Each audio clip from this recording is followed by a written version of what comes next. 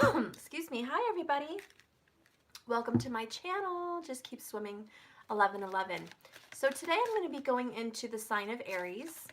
And as you know, I follow Vedic astrology, not tropical Western. So if you get a little confused on what I'm talking about, go to my community page.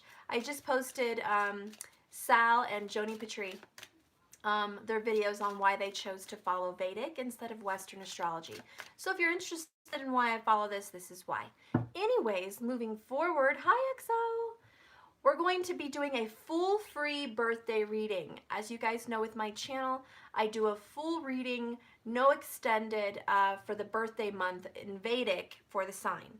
And I'm starting out with Aries. I'm actually on time this time because you still have 16 days left in the sign of Aries.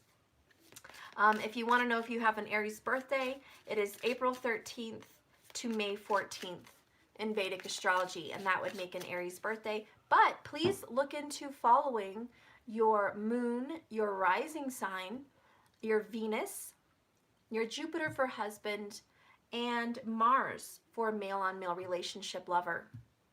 Always also look into the 7th house. Maybe you don't have any planets there, but maybe you have the sign of Aries there. And so this reading would really help with that. Or even the 10th house. This reading could help with your reputation and your career. So it's always good to follow those things. We all have a little bit of everything in us. Today, I am going to be using the Circo Manchetti's the Grand Tarot, in case you're curious what deck I'm using. And again, I'm not going to make you watch an extended on my website. This will be completely free. So we're going to get all the information we need. I'm going to kind of do an overview right now about, just real quick, just your life. I generally specifically look into love relationships here on this channel, but in the beginning of a birthday reading, I do want to look into what's going on with you mentally, emotionally, what's going on in your outside environment, like who's around you, what's going on, and what's going on in career, money-wise, you know? So I want to look at those things. So let's start with what's going on with you mentally. And then we'll get into the love, I promise. Okay, so Aries, what's going on with you mentally right now? Okay, what's on your mind? Okay, we have fire. And in case you guys didn't know, Mercury and the Sun are together, conjunct. A little bit combust right now, so there's some drama, but Mercury and the Sun are conjunct in your sign. This is good news for me because Mercury takes orders from the Sun, because it is like an assistant to the king or the king's advisor. Mercury is the king's advisor, but does listen to the king. And the king is the sun, which is your sun sign. So your ruling sun sign is going to rule what Mercury is going to do. So Mercury is being told what to do by the sun right now. And Mercury is very fast. He's a fast messenger. He's very quick. And he's the closest planet to the sun, obviously. So this is why he's the first #1 assistant and advisor to the sun. Mercury is your intelligence. Mercury is your communication. Mercury is all communication and information. So right now, you might be feeling a little bit rushed, Aries. Even pushed or shoved to do things you don't feel very comfortable doing. Meaning you may get urged to get out of the house and you don't really want to. Maybe someone needs you to go grocery shopping. Maybe someone needs you to go visit somebody. Maybe they want you to go have some kind of a gathering with just close family members and you're not quite comfortable with it. You're going to start feeling pushed and rushed into this energy. It's no wonder that even the government is doing that with us right now, kind of asking us to go back into the world and just start acclimating to the system, getting our economy going again. And again, you feel a little bit rushed, Aries. You feel like excited at the same time, but maybe not quite ready. It's like leaving the house without your sunglasses and without your purse, and maybe you forgot your phone. You know, you feel so rushed that you're forgetting things. And so you're going to feel kind of pushed into a certain direction. You might also feel rushed to get something out in the mail. You might feel rushed to, I don't know, just complete a task, okay? And so we have here What's going on with you mentally? We have the Three of Wands. Yeah, leaving the house with one shoe. There you go. And this is waiting, and it's also expectation. It's manifestation at its finest. It's expecting your ships to come in. This is a manifestation card because it means that you visualized something, you took action on something, you spoke about something you wanted, and you're expecting it to come in. So this right here is the secret card, the law of attraction card, the manifestation card. This is expecting something. In a more generalized way of saying, look, you're waiting on somebody. You might be waiting on somebody to come in to your house. You might be waiting on a visitor or expecting some kind of invitation. But you're definitely expecting some news at the very least. Let's go ahead and clarify a little bit more about what you're expecting to come in, Aries. What is Aries expecting to come in? Give me a little bit more insight about the energy of this expectation. Wow, fulfillment. Typical Aries. Oh, Steph, nothing big, just fulfillment of my wishes. That's all, no big deal, you know, just everything I ever wanted. Go Aries. You are feeling extra powerful here with the Mercury and Sun together conjunct. And hell yes, you're expecting fulfillment. You are the creative sign. You are the beginning. You are the alpha. You are ready to bring forth what you want. You speak it into existence and it will happen. You build it and they will come. You've been doing the work, Aries. You've been pursuing your dreams. You've been taking action on what you want, and you're going to start seeing results. We are in the Bahrami Nakshatra of Aries, and that is from the god Yama, and he's the god of death or Dharma. And so when we're in this nakshatra, it's about news. It's about sudden information and sudden changes. Very, very, very, very, very, very quick, especially with Mercury there. You might be expecting some sudden news, a sudden shift in reality. You expect things very quickly, Aries, we all know, because you lack patience. Let's be real, Aries, you lack some patience, okay? That's fine. Everyone is built differently, and you need to get things done, so therefore you have high expectations. But with this Dharma, you're going to be experiencing some very synchronistic events. You're going to be meeting people you're supposed to meet. And that means you might meet a guru or a teacher that you met in a past life, and you might meet this guru or teacher in this life. You might meet them, and they're going to help you solve some of your Dharma, okay, to figure that out and kind of complete some karma for you. You also might be getting some sudden news in the mail about health. Or maybe a doctor's asking you, can you please come in? I would like to do some checks on something. Unrelated to Corona, just something about your physical longevity of your health. That might be coming up. Expecting a letter here in the mail or just a message from a doctor, maybe some results about something. That is going to be coming in for Aries. Also, maybe you taking the initiative to care about your health, because if your Dharma is to create better health for yourself and heal something ill or, you know, not well in your body, you're going to be taking charge right now to confront that direct. This is if maybe for years you thought you had arthritis, but you never knew for sure. You're getting that result. Maybe you've been having some aches and pains in your feet, and then you find out you have, what is it, plantar something. I don't know. It's where your feet hurt and you can't walk, and you have to get some remedies on how to fix that. Maybe back issues. You're learning, okay, I've always suffered with back issues. Why? I need to get to the bottom of it. And so Aries, this is the time of research. It's also a time of discovery, sudden discovery about health, and trying to figure out what's going on with your body so you can figure out what you need to do to have longevity. And this is part of your Dharma, part of your healing processing. Also teaching others. You could be a guru and be looking into that. I do feel, you know, besides you really in contact with doctors right now, or just in communication with a physician of some sort, even a healer, Reiki healer, yoga instructor, meditative instructor, even a spiritualist that just has spiritual advice, or maybe even a tarot specialist like myself giving you advice on your life through tarot. I do see you seeking out some kind of guidance, okay? Also, mentally, what I feel is going on is a time to enjoy and splurge. I'm seeing wine and cheese. I think that maybe you enjoyed this maybe 3 weeks ago. We have 1, 2, 3 wands, 3 weeks. 3 weeks ago, or within 3 weeks, you will be enjoying some kind of wine and cheese and fruit, pomegranates, maybe grapes. Just kind of being, just fancy, just kind of having a nice night in with someone special to you, where you want to connect with them on an intellectual level and maybe talk about things like ghosts, spirits, astrology, even, just UFOs for Pete's sake. I don't know. Whatever you want to talk about. But it's going to be outlandish ideas, outlandish discussions.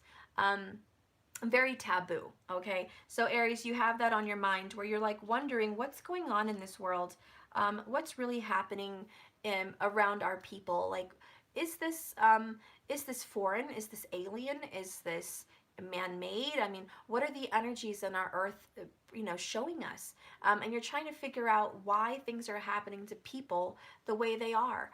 Looking into karma also and figuring out, did I bring this on myself from a past life? Past life is also going to come up for you. Wine represents the blood.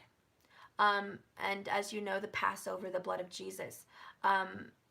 Energy here, even with Easter, the blood of Jesus with Easter, and the Passover for Jews. It all represents blood, and what blood does to transform and protect. And so blood may be a very big concern for you at this time. And that means maybe you want to know your blood type. Maybe you want to make sure that your blood is pumping correctly and you have enough circulation through your body, and that's a concern. Maybe there's some parts of your body that are not getting a lot of circulation, and you want to increase that blood flow. Also, heart. Anytime you see heart, and the pomegranate represents the heart and also the cells of the body, and the pomegranate can also represent blood, and it just represents the nutrients and the energy and the power of recreation and the power of sustaining a body and sustaining life. Without blood, we would not be able to be who we are and what we are, and we would not exist. Blood is the most important thing right now for us. So you might be looking into those kinds of things. The Holy Grail, there you go. Also looking into ancestry, looking at who you're related to. A lot of you guys might be sending in those tests to the physician to get, results on what is your nationality exactly. What is your ethnicity exactly? Everyone has an idea. We're all told by our parents, hey, we're so-and-so and so-and-so. And you're like, okay, cool. But if you actually got your blood drawn and tested, what would you biologically be? And those actually surprise a lot of people. There are people that believe they are one thing or a couple things, and they find out they have a mixture of other descendant energy. And so, this is just, ancient knowledge within your body. This is when we talk about what's in your DNA.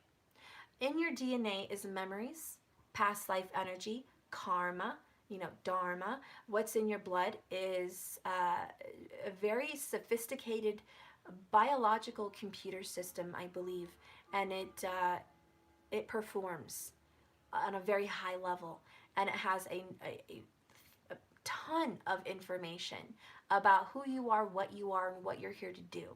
And so there's going to be a connection with that here. So fulfillment of that is getting results, getting knowledge, getting confirmation, doing a past life regression therapy, even by yourself, and remembering things.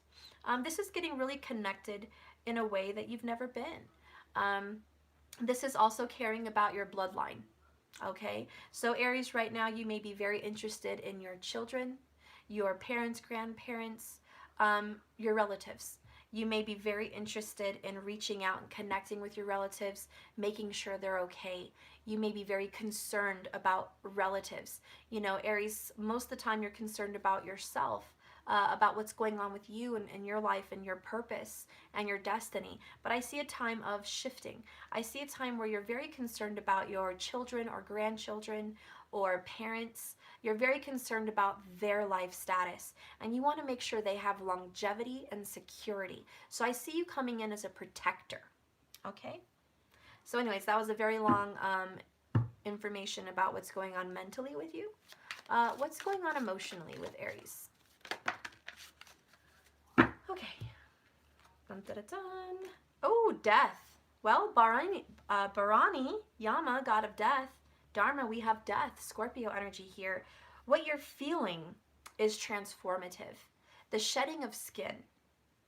You might be seeing crows outside. I have the 2 crows. Ravens even. I know Odin had 2 ravens that gave him information. So you're getting a lot of information right now and transforming yourself. When death shows up in a reading, especially in the feelings department, it means that something has died inside you. Something has died. What has died? You see the white rose. That's innocence and purity. It's clean. It's purification. And through death, we are purified. Because we've released something. And then we have an empty blank canvas. We have a fresh new start. So it's blank, it's fresh. And so in your emotions, you have transformed yourself and become very, very different. And I think that what this could mean for you, and we have Neptune energy here, or no, Pluto, I'm sorry. We have Pluto energy here. As you guys also know, Mars rules the 8th house, Scorpio energy of death here. So I do feel that you're going to go through a huge tower moment emotionally. This could be a nervous breakdown. It could be. It could be emotionally, you've already done that. Or maybe you will do that, or you need to do that. There needs to be an emotional breakthrough, a breakdown. There has to be an emotional letting go if there hasn't been that already. A lot of you guys may be feeling the pain of death, the sting of death with family members and relatives already. And that may be what you're thinking about. Someone that has passed. And you're thinking how much you wish you could be with them. If you could communicate with them. And so there's a yearning. There's a yearning and a sadness of the pain and the sting of death to the people you love. And this is just a very difficult transition for you, but also transformative. It's almost like freedom, you know. You've released something that you used to hold on to, and it is no longer there. I also feel there's some feelings for you guys that have died. Maybe you had strong feelings for someone. Gemini, Scorpio, maybe even another Aries. And feelings have died. Meaning that you just don't feel the same way you did about them before. You're seeing them through different eyes, and you're seeing things for what they really are. And I feel like it's that long breath, like, this is painful. Somehow I'm still here. Still here. I didn't die. But it feels like something did, and it's just, how do I go on from here? How do I move on from here? And you look at yourself in the mirror and you're actually surprised that you're still moving on. And that's what we do. Somehow after people dying, somehow after breakups and split-ups of relationships, somehow after a huge emotional breakthrough, we are in such pain, but somehow we're still walking, standing, living, breathing, and we're like, how am I going on from this? I know when I've experienced death, I thought my world would end, and somehow there I was the next morning, still breathing, still here in a world changed forever without them. Yeah. I want to watch Crawl, the alligator movie. Oh gosh, she wants to watch Crawl, the alligator movie. Aries, apologize for the interruption. Give me a moment. No videos. No videos, just Crawl. I had to go with my alligators. Okay. Obviously you want to see alligators eat people. That's just fun, isn't that? Yeah, watching a movie with no one. This one. Where are you going? You said you wanted to watch this.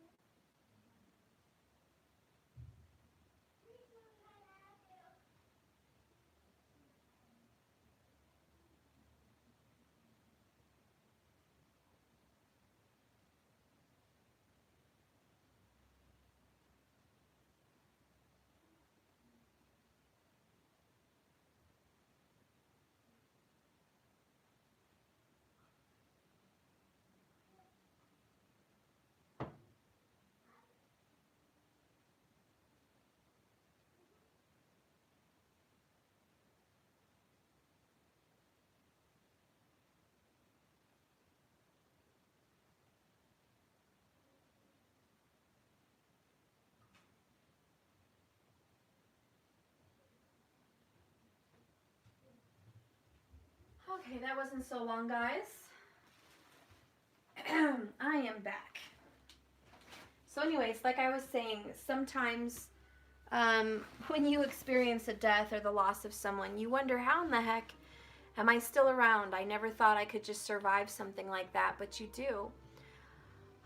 And it's being strong. I was watching a really weird movie the other night with my siblings.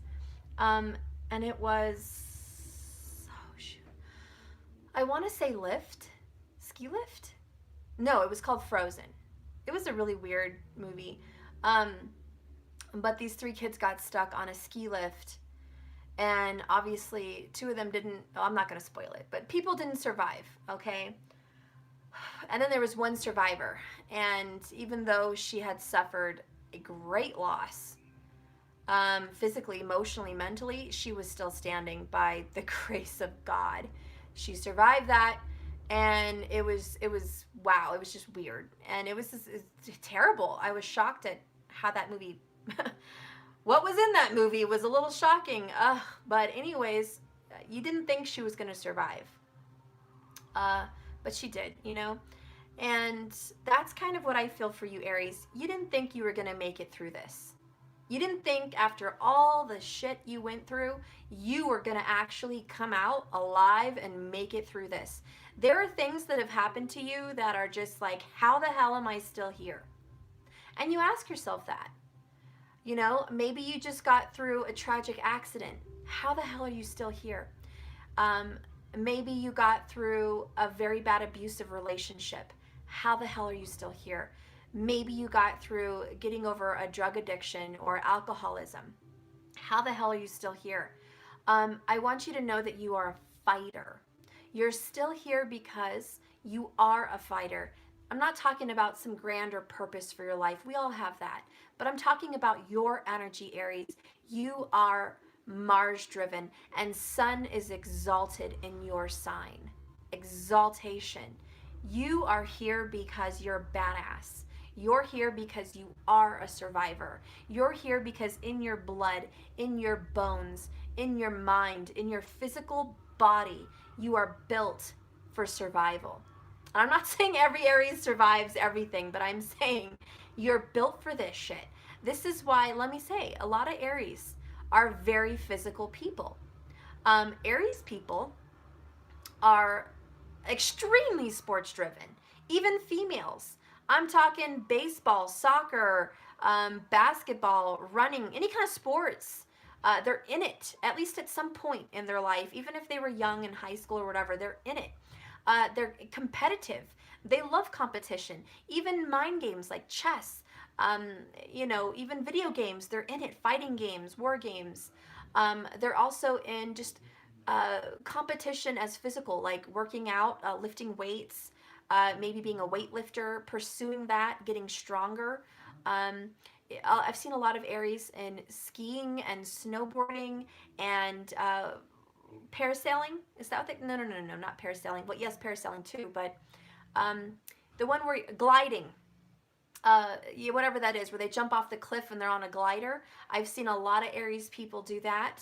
And I just see you guys really into big competition energies like that. The Olympics, you know, swimming, you know, you name it, guys. Aries, you know how to be active. You know how to compete. You also are very good in sales because you know how to take no for an answer.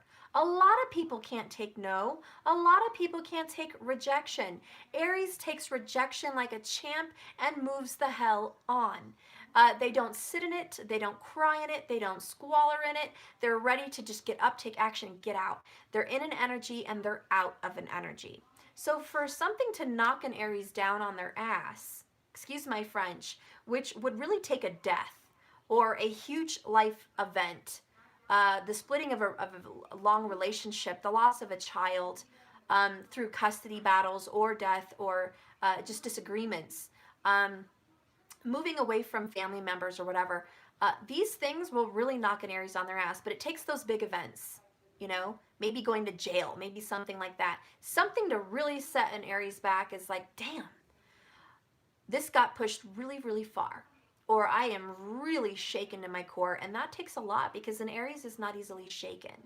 So to find out that what's going on in your emotional energy is a death really concerns me. And what the hell were you going through?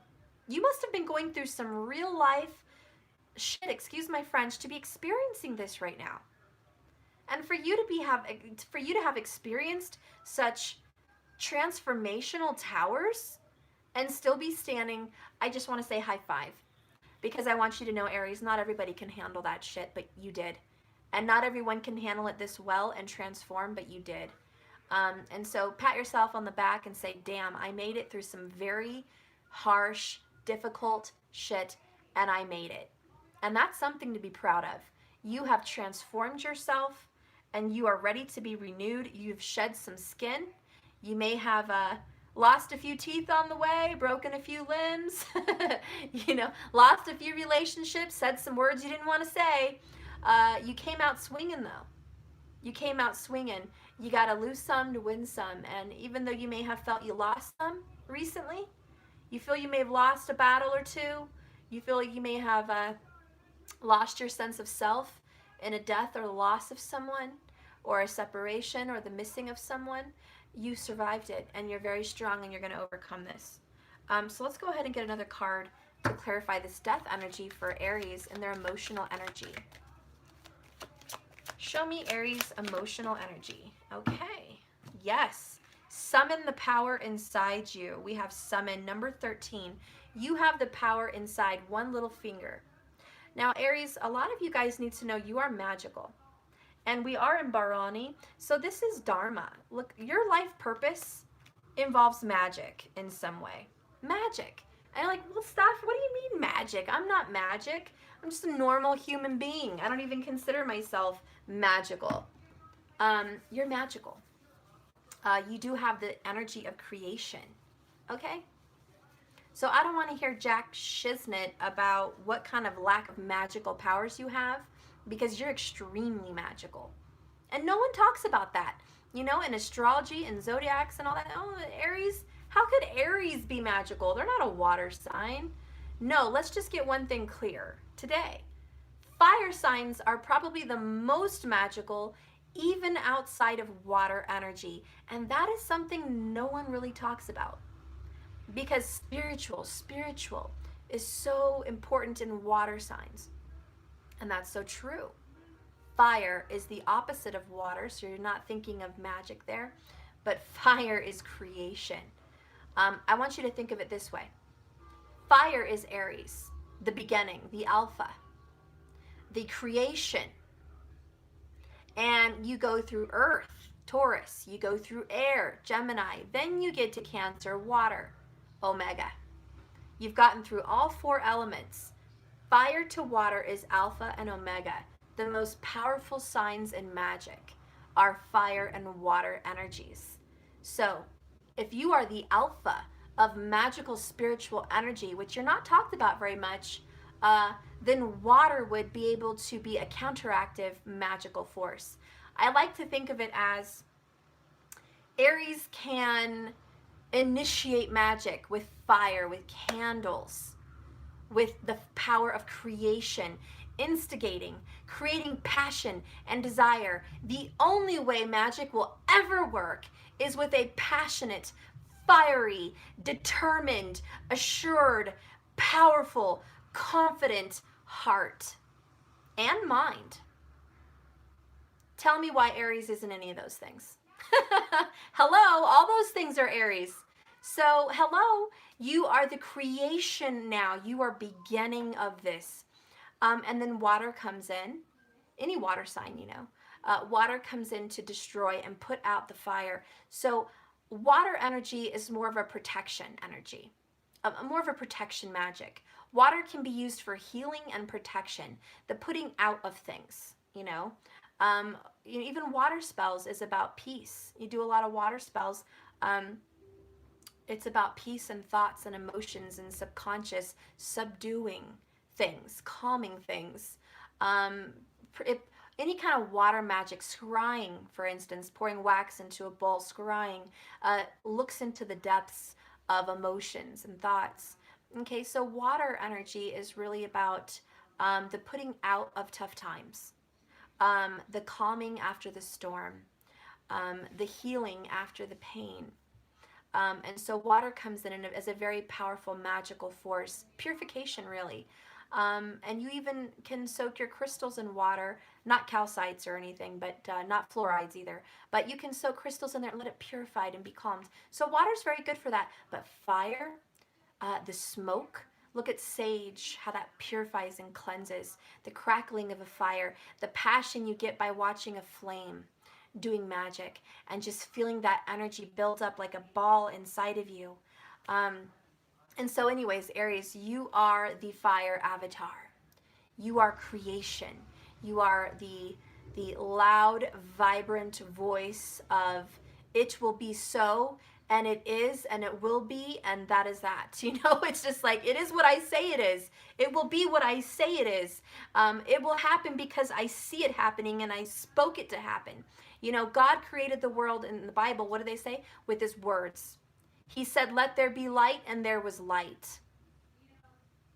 Let there be water, and there was water. So Aries, Ram, Rama, Ra, God, Alpha, okay, the creation. And God is Alpha and Omega because he's the beginning and the end. He is also the creator and the one that disperses creation. He's all things. God is yin and yang. He is positive and negative. He is light and dark, period. That's what God is. That's what source is. So for Aries here, you are the creation part of this source energy. And whatever you speak into creation, whatever you tell things to be and believe things to be, you see results. And so emotionally, you have created some kind of a transformative ending. There's been an ending, and it was summoned by your own self. Now, I'm not talking about a physical death with a family member. That's nothing to do with you. But I'm talking about the transformation. This is a more spiritual thing. What you're feeling is power. You have the power now. A lot of you guys may have felt defeated. You may have felt beat down. But you have decided to come back up. And that's because of your determination. Think of rising from the ashes. Think of, the phoenix rising out of the fire. And this is what this death and summoning is. It's a rebirth. It's a transformation. And I think you're ready for this. So be prepared, because people are going to see a new Aries. You're going to rise from the ashes, reborn, renewed, and regenerated. And so you have a lot of power now. You may have felt knocked on your ass, weak, debilitated, or set back in some way. Almost like your powers were put on hold and put under a box. You felt powerless and helpless. Now, coming into this current time, within a 3-week range here, you're going to be pushed into a very powerful position. So the power's in your hands. And again, it's not because it's just by chance, coincidence. Aries, you were built for this. This is a part of your DNA. This is a part of your makeup, and you're being born into this sign. You're meant for this. And you know what I just noticed? The number 13 is another number of death. 13. Isn't that interesting? In the tarot, number 13, death, and then we have death. So how is it that we have 2 13 cards? You guys can see that. Where is it? Oh, there's 13 right there. Okay, the X and then the I. Okay, that is 13, and then you have 13. So 13, 13, completely reborn, rise from the ashes. You're really feeling dead and transformed. Who were you last year in 2019? I guarantee you, Aries, you're not that person anymore. I don't care what you did, if it was good, if it was bad. I don't know who you were in 2019 and prior, but Aries, you're not that person anymore. You're reborn. You are the phoenix today. And that's all you need to think about. That's all you need to ever think about. So that's what you're feeling, transformed. Okay, what is going on in your surrounding environment? Someone said they feel liberated. Awesome. And I have to be real, maybe some of you guys are going through a death, and I'm sorry for that. If anyone experienced that recently, within the past 3 weeks, 3 months, my deepest condolences and apologies. And you will get through this. And I am very sorry for your loss, if that was for anybody. Okay, let's go ahead and see what's going on in your environment.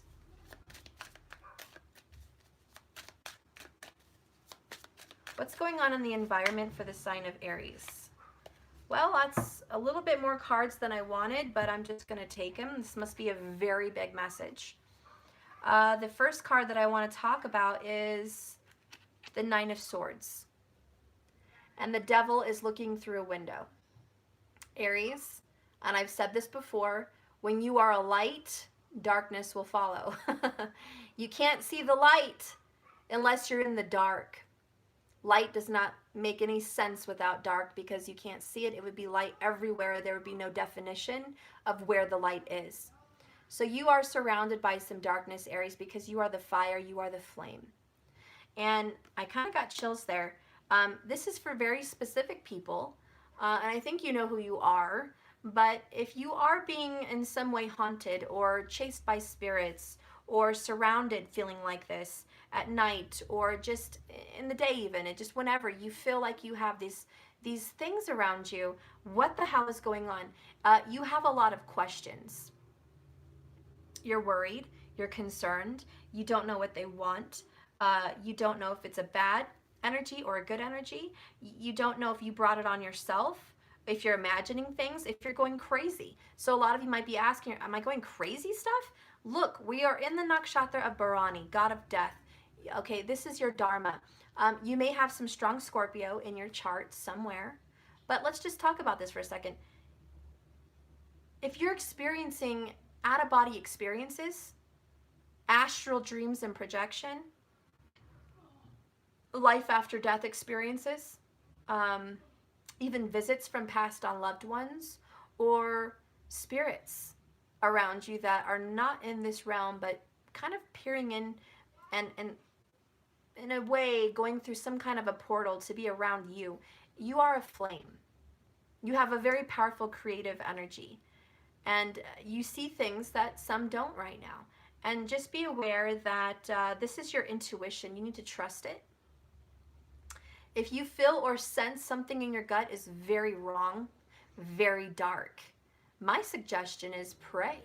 Number one, also cast it off. Speak your power. You have no power over me, no influence over me. You have no reason to cause fear in me because I am not scared. And, do what you must, but I am going to prevail. I am powerful and I am strong and I am undefeated. And there is no power over me that would ever overtake me because I am protected by love and light. And I am a very powerful being. And you can speak that and they'll leave. These energies are just very curious, like moths to a flame. Who is this? What is this light? I don't know if you guys ever saw Dr. Sleep, and I'm not really saying this is like that movie, like, oh yeah, there's this creepy there, but in an essence, in an energy, the movie Dr. Sleep was kind of a spin-off of The Shining. And it was just about people that had a shining to them, a shine. They had a light. They had strong psychic abilities and powers. And darker forced energies would sense them, feel them, hear them from miles away, light years away. They would feel them and they would want to feed on that energy to live longer. And so if you are a light in the darkness and they think they can steal that from you in some way, they'll try. But you're more powerful than that, Aries, and you're a warrior. You're a god of war, says Mars. Okay? And Mars is the god of war. And so Mars rules your sign. So high five. You will win. So there's no defeat for Aries here. You just have to speak your power against anything that may be trying to influence you or scare you at this time. Okay? Another thing that's coming up is UFOs. I know that sounds crazy, but I myself have seen an unidentified flying object. How about objects? It was just these little very bright lights in the sky like a star, and there was three of them. They weren't staying in a specific shape. They were pretty close together, which anytime you get a three, it could make a triangle, but they were pretty close together. And it was in the middle of the day. Well, it was like almost dusk. Me and my kid's father were driving, and I saw it up in the sky. I'm like, look at that, it's so bright. And they were kind of spinning around together, and then they separated and went different directions, and then one spewed off and disappeared. Two were still there, and then they went off in a different direction together. So it was not one object floating and moving around. It was a cluster of lights, and it was so weird. And they were only there for, maybe 20 seconds. But I saw that, and I was just amazed. And I never questioned myself again. I never asked myself I talked about it with some people, but it wasn't that big of a deal, But it is a big deal. It is. Who sees that? What is that? And it's not explainable. And no, it wasn't a plane. It wasn't some government project bullshit. It wasn't. What is this? What could it be? And so you have these questions. What the hell was that? And so I think a lot of you guys might have seen something like that or witnessed something like that and saying, Stephanie, what the hell did I see? Because you're second guessing yourself. Maybe I saw things. Maybe it wasn't a big deal. Maybe it was a government bubble. No, it was very spiritual, and you need to trust your intuition. This is the answer I'm getting here for you with the High Priestess. You're being shown things from other portals, from other dimensions. You're being shown things from other galaxies, other worlds, other planets, other star systems. You're connected very deeply in a spiritual world, which is not of this world. Okay, honey. So, because you are the High Priestess, because you have spiritual knowledge and wisdom here at this book of knowledge, book of wisdom, the High Priestess keeps secrets. She knows all the power and wisdom, but she doesn't share everything. She just reads, she gains information, she gains knowledge, and she holds on to it for a better time to discuss it. Or she'll discuss it if somebody asks. And there's an owl there, which obviously represents the divine feminine. But more importantly, with all the High Priestess pictures, you see the pillars. You see black and white, and you see a B and a J. In tarot, those pillars represent Boaz and Jobaz, or Jobaz, I don't know how to say it. But the B and J represent the high priests and the architects for Solomon's temple. And they never agreed on anything. Those architects were very different minded. One of them wanted something one way, one of them wanted something another way, and they couldn't agree on shit. But Solomon knew they were both intelligent. They were both excellent architects in their own way. And he wanted them both to work together, but they were always bumping heads. And so, when they're depicted in the tarot, the two pillars, think of the High Priestess as Solomon, which is the holder of so much knowledge and wisdom. And if you know the story of Solomon, he asked God for knowledge and wisdom. And he was granted all the wisdom and all the knowledge. This is what it said in the Bible. And he knew everything. And he was the one who was the architect of these great structures. And he was the one that had answers to everything that no one knew anything about. And he was just extremely intelligent. And so the High Priestess is kind of represented by him. Even though it's a female energy, really she also depicts Solomon. And I would love to see a tarot where it's a male and a female. And when I do another tarot, and I may work with my aunt on that, I would like to depict a picture of a High Priestess, both male and female. I would want Solomon and the High Priestess together, representing the pillars, which, is masculine and feminine, the white and black. And so this is what this is. And the High Priestess holds a balance. She is the gravity of holding two energies together to become one. And she's also represented by the door behind her, which, as you know, represents the door to the spirit world. the door to the solar system, the door to universes, spiritual sacred knowledge and wisdom. It sits behind her. She is the guard of that door.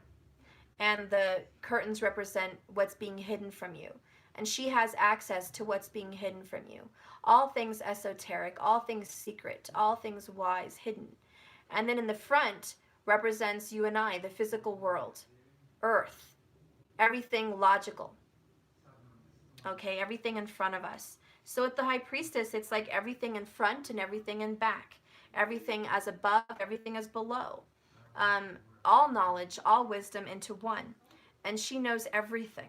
And you see the waxing moon, you see the full moon, and you see the waning moon. She has all the powers of everything. She knows it from the beginning to the end, the alpha, the omega. The yin yang is alpha, omega.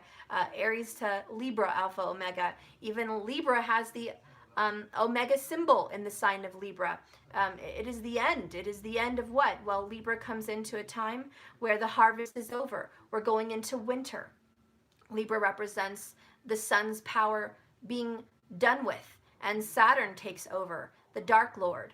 And so the underworld, and so Libra to Pisces is all the underworld, all the dark things, the lower energies that are not low as in weak, low as in spiritually hidden, deep, deep down, dark, suppressed, subdued, a lot of dark energy there in all those signs. I mean, look at, you leave Libra, you go into Scorpio, it's dark, it's death, it's sacred, it's literally being buried, you know, it represents death in the ground, it represents all these dark things. And you go into Sagittarius, and that is the depth and the deepest of all spiritual knowledge, the depths of oneself, the furthest of travel, being alone and isolated, and really just seeking and digging for gold. It represents luck, and so think about digging deep into the earth for gold and diamonds. You know, that is there in the 9th house. It's this luck and prosperity and abundance. And you know, you go into Capricorn, and again you get the Devil card. You get all the addictions, all the dark things, all the deeper energies. Again, dark. You know, it's just a dark energy, not on purpose, it just is. And a lot of Capricorns have that dark appearance. They just mysterious. Also deep into financials and abundance, which is very physical. It's very, very physical world. And the sign of Capricorn really just represents reputation and status. And, you know, that can be a dark side to people because that's their shadow side. They're wearing a mask. And so sometimes our reputation and our status is, we care more about that than anything else, and it can become a dark side of you. People could care so much about their ego, you know, the 10th house is ego, that it transforms them in dark ways. And so it's conquering that mountain. And you go to Aquarius, again, dark energy, and it's just about wisdom and logic and deep thinking. And look at Tesla, you know, look at these scientists that are like in the dark, isolated, alone. Yeah, they have a lot of circles of friends, and they have a lot of, you know, travel, and they see the world, and they're famous. They have a high reputation, and they're well known. But damn, they have a dark side because they can be so cold. You know, Aquarius can shut off their humanity, you know, and even though they're the most altruistic, loving, giving sign of the zodiac, if they want to shut that down or off for some purpose, they're very good at it.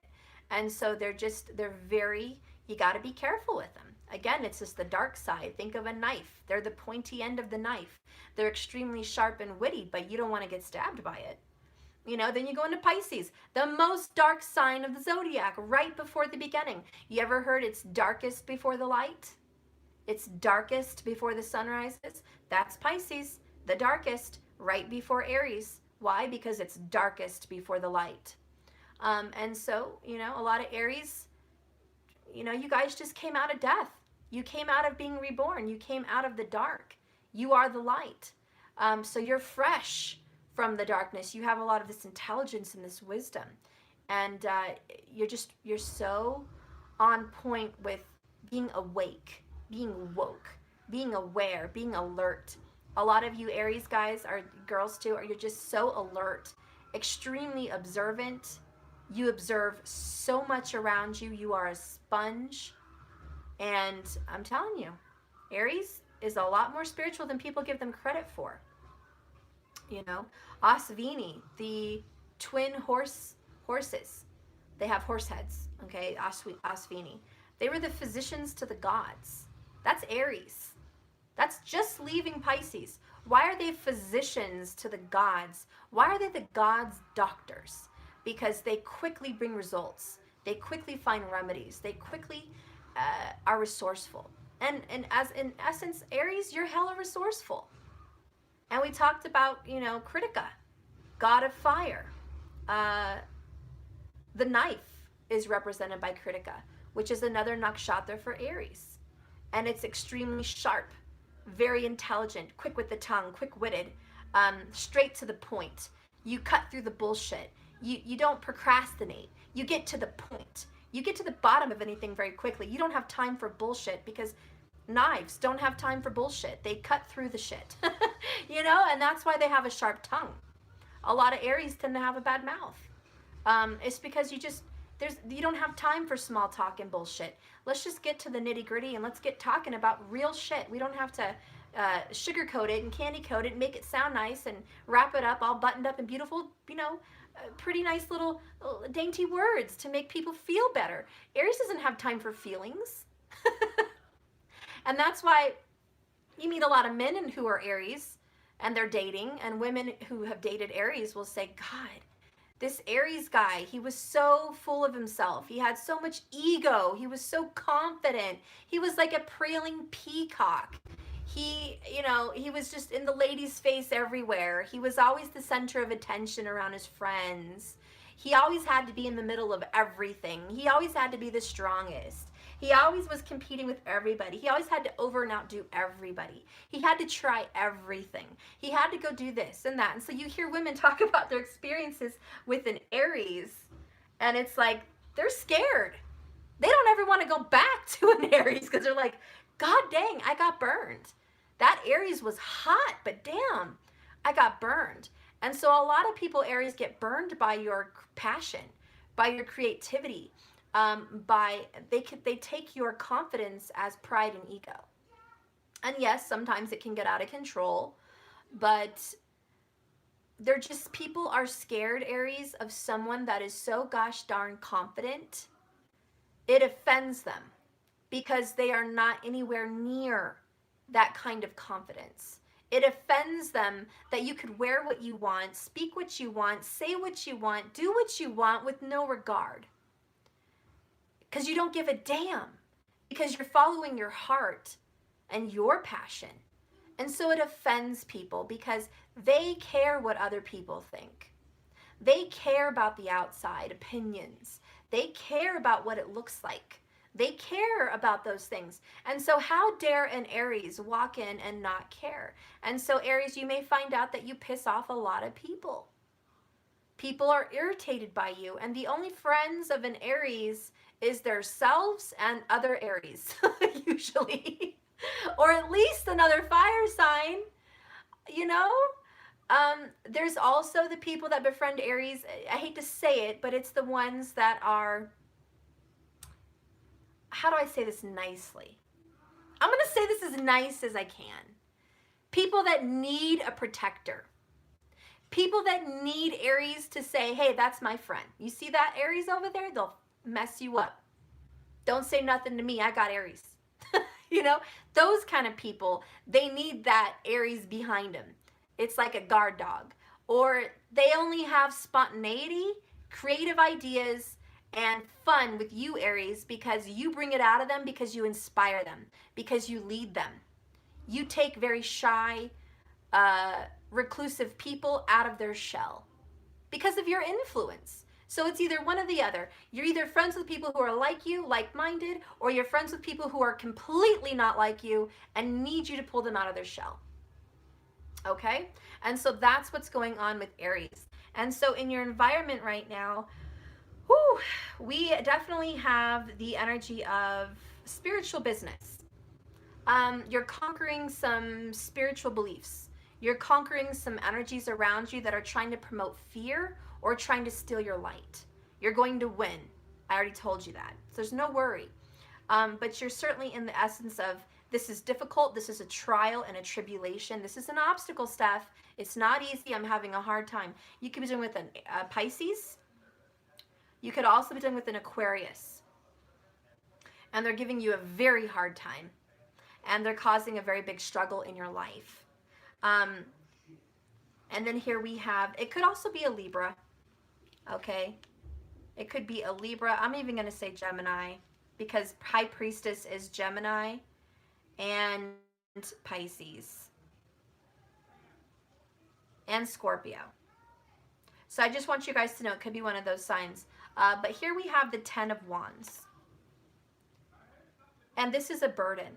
This is what I said, it's the obstacle, it's the struggle, it's the difficulty. It's really burdening your heart and putting weight on your back. It's hard to go through life like this. You're having a very big struggle in your life right now. It's very difficult. It's something you have to overcome. A lot of this is in your mind. So I want you to know that in your environment right now, your mind is plagued with fears. Your mind is being plagued with nightmares. I do feel strong nightmares. Astral travel. You might see your body down below somewhere and you are like, what the hell is going on with me? Where am I? I'm floating. What the, you don't even know what's going on. And yes, that happens to people. And this is the energy here. You've seen your body somewhere and you're off somewhere else. And it's not that you died. It's that you're having an astral projection, an astral travel. Your mind is going somewhere else so deeply that you see what's going on below. It's just an out-of-body experience. And you're trying to understand these things. You're trying to gain knowledge on these things and research who else has had these experiences. Why am I going through this? What does this mean? Some of you guys may have experienced alien abductions and you're wondering what the hell happened. And so you're very curious. You're fighters. You want to know, don't violate my space. Don't violate me. And so that could be for some people. Or you may not remember it, but you feel like you were violated. Maybe you feel like you were violated in your sleep. And you wake up and it feels too real. And so anyways, this might be something that's going on with you. Bottom of the deck here, though, in your outside environment is the Six of Coins, which strangely enough is very Libra. We have the justice system. We have the scales of justice, but we also have Saturn energy here, which is being a merchant, the trade of goods, the paying of something. So you're buying something, you're having to purchase something, you're having to invest, or you might have to pay someone. You might be court ordered to pay something. You might be having to pay some very expensive bills coming up. But you're having to put some big purchases out there, so be careful on your spending. And this may be a little bit of a burden this month because you didn't have a lot of money coming in. And you feel like you might have to borrow, or you feel like you have to pay people back that you already borrowed from 2 months ago. So, you know, it just makes it double worse. You know, and I went through that a couple months ago, and I have an Aries moon in tropical, but I went through that, and I had to borrow like $400 from a family friend to pay for some bills when I was moving in here. I didn't have the money, and then I had to pay them back recently. I was supposed to pay them in March, but I didn't have the money, so then I had to pay them in April. And they were texting me and asking me, are you going to give me that money? And I said, yes, I'm going to give you that money. And it sucked because I barely got through that time moving, and then I didn't make a lot of money the past 2 months. Just didn't make a lot of money. My videos were on low because of being sick. Didn't get a lot of money there, just a couple $100. I didn't have any orders and cards and things, and it was just really slow. And so then she asked for the money, and I was like, damn it. I really don't have the money to give her, but I do, but I need it, but I need to pay her back too. And I have to do it. And so I just went ahead and sucked it up and I paid her back. And I said, thank you very much, because that's my responsibility. You don't borrow things from people and not pay them back. Even if it sucks and it hurts, you have to pay them back. And so I see that that could be some of the issues here this month for you, Aries. A lot like me, where you have to pay someone back that gave you a loan, and it may be a burden, you know? Or maybe you thought you could avoid a bill for a little bit longer, but you can't. Now the bill's due. Now you got to pay this bill. It's very big. Maybe you have to go pay for the tags on your car. Maybe you have to go, you know, buy a new furnace. I don't know. Maybe you have to go buy something important for you, and you're like, damn it, this is gonna hurt. Kind of a financial punch, you know. But this is kind of what's going on in your environment. It's just a burden, and it's really weighing you down. And even if it's not a burden, maybe it's you were supposed to get money from the government and it never came. Maybe the stimulus check never made it into your account, or maybe there's a delay. Maybe they're going to mail it, and you're like, great, I had the wrong address. Now they took it back, and now I have to remail it. Or maybe they had a different bank account than the one I have now, and my fault, you know, dang it, now I have to fix that. Maybe you're waiting on money from child support, or yes, Ashley, unemployment, you know, and you're waiting, and so this is a very big burden. You're waiting for these coins, these pentacles to come in, and you're like, I really need that to balance my life out, because right now I'm a little bit tipped in a down direction. I need to be more balanced. I need to be more level. It's not even right now. So maybe finances are just not even right now for you. Maybe there's some kind of, I need to rebalance and fix my schedule better, because this is not this is not balanced stuff. This is a struggle. I got to get on it. So that could be going on for you. So anyways, this is a secret with the High Priestess. Also, dreams and nightmares you're keeping to yourself. There's some burdens on seeing past relatives that have passed on in your dreams, and you wake up burdened because you wish you had more time with them. I feel like you did get some visits and you wish you had more time. I also feel like you're just keeping it a secret, your financial burdens, and not everybody knows, but you're trying to do it by yourself without anybody knowing that there is some struggles going on for you. I also feel like what is secret is that you feel worn out and sick. Your body is kind of not doing the best as it should, and you don't want to scare everybody. You have some fears, you know, maybe some thoughts. Maybe I have cancer. Maybe I've got some severe back problems. Maybe I've got diabetes. Maybe I've got something. Maybe I've got corona. I don't know. And you're very worried, and you're like, I don't want to tell everybody what's going on with me because I don't want them to worry. So you're carrying this burden on yourself, and you feel kind of like, I'm worn out, I'm worn down, but I don't want to worry anybody. And the same with financials. You don't want to worry everybody. You don't want to burden other people with your problems. So you keep these things a secret. You're not sharing your problems with the world, and you're not sharing your problems with anybody. So you're keeping a lot within. You're almost ready to explode, Aries. This is also depression, secret depression, and sleepless nights. You have a lot on your mind. You might stay up late till morning, just a lot on your mind, and you don't understand why your physical schedule may be out of whack. And you're like, I gotta fix this shit, but I don't want to worry everybody. So maybe you're feeling very down and depressed, and for some people, maybe even just sad about life. You're just not happy here, and you're not sharing that with anybody. I do think there's a high priestess that already knows what you're going through.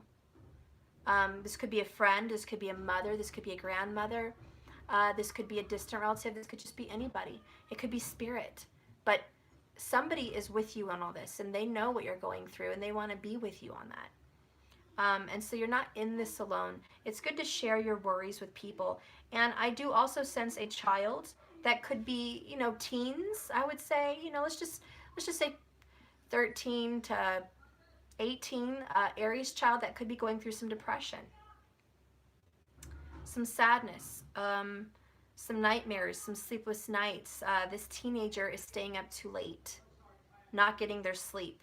They're on the TV, or they're on the phone, or they're getting influenced by people that are like emo, like, you know, depressive and suicidal and over emotional and, you know, downers. So that's just a warning. If you know someone like that, they could be keeping secrets from you, parents, really feeling down about themselves and depressed. And you don't see it on the outside, because Aries, the way you promote depression is not like anybody else. you look very happy. You might even be active. You might be out there hammering away at a fence or cleaning house or organizing something or, you know, just doing your own thing, and nobody knows deep down inside you're screaming. And so there's this, what do I do? How do I fix this? You need to speak to a specialist in mental and emotional healing. And a lot of Aries are closed off to that, but seriously, speak to a Reiki specialist, speak to a healer. Speak to someone that does tarot or can do healing with their hands and crystals, which is Reiki, but even a parent or a close relative that does this would be good. Also getting a massage and relaxing your body, taking a bath would be great. And someone getting power and control over your habits. Some Aries here has bad habits, and I think a lot of it is staying up too late. There's bad things that happen in the night. The goblins creep. The dark thoughts linger.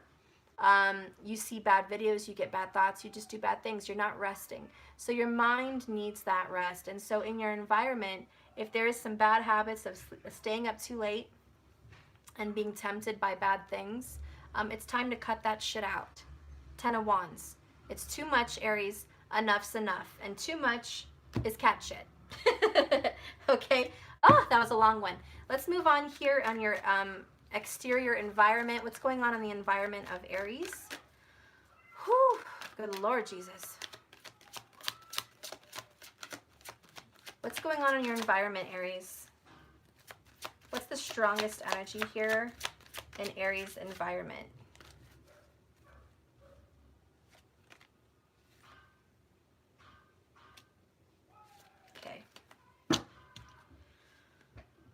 Bottom of the deck, we have another High Priestess. This is a very big message. I can't. High Priestess Spirit and the High Priestess. How many times do you get that in one reading? 2 different decks. That's no coincidence. Oh boy. No wonder this is such a damn big message. Okay. How do I do this quickly? Jesus, come on, Aries. I'm losing my patience too, guys. Believe it. What's going on in your environment is, 1, you're reading into tarot. You want to do tarot. I totally see it. Go, read tarot. Go to a school, learn tarot, do tarot. There's free tarot videos on YouTube. Do whatever you got to do. Purchase the tarot deck. Get into it. You can read it intuitively by yourself. You don't even need to watch videos. But the only reason I recommend videos is to learn what the signs and pictures mean on the tarot cards. But reading tarot should really come intuitively. Try it out a few times on yourself and others. Ask questions. Tell the universe to answer them. Another one here would be palmistry. Someone's really looking into palmistry. You might be going to the library is what I see, and getting palmistry books or purchasing a used book. I see a used book on palmistry. You might also have met a high priestess or a guru. Like I said in the beginning, Aries, you might be looking to meet that guru or that teacher. I think you have come across a high priestess. She is going to influence you. I do think it's a feminine. Could it be a male that's a feminine? Yes. But I do think there's a feminine energy that is going to influence you on your teachings from here on out. There's going to be a very big influence in your life, and she's going to reveal to you the secrets that you've been hiding. I also feel like healing is going to be here in your your external environment. Again, just doctors. You might be seeing a doctor, going to a Reiki specialist, or seeing a Native American healer. I do see a Native American healer. You might even have a Native American friend that is in this kind of business and wants to promote healing and health. It looks like she's going to give you some herbs, maybe suggest some kind of a tea. And I do think that you're going to be able to recover from that. So just a big burden right now, but you're getting through this. I also see that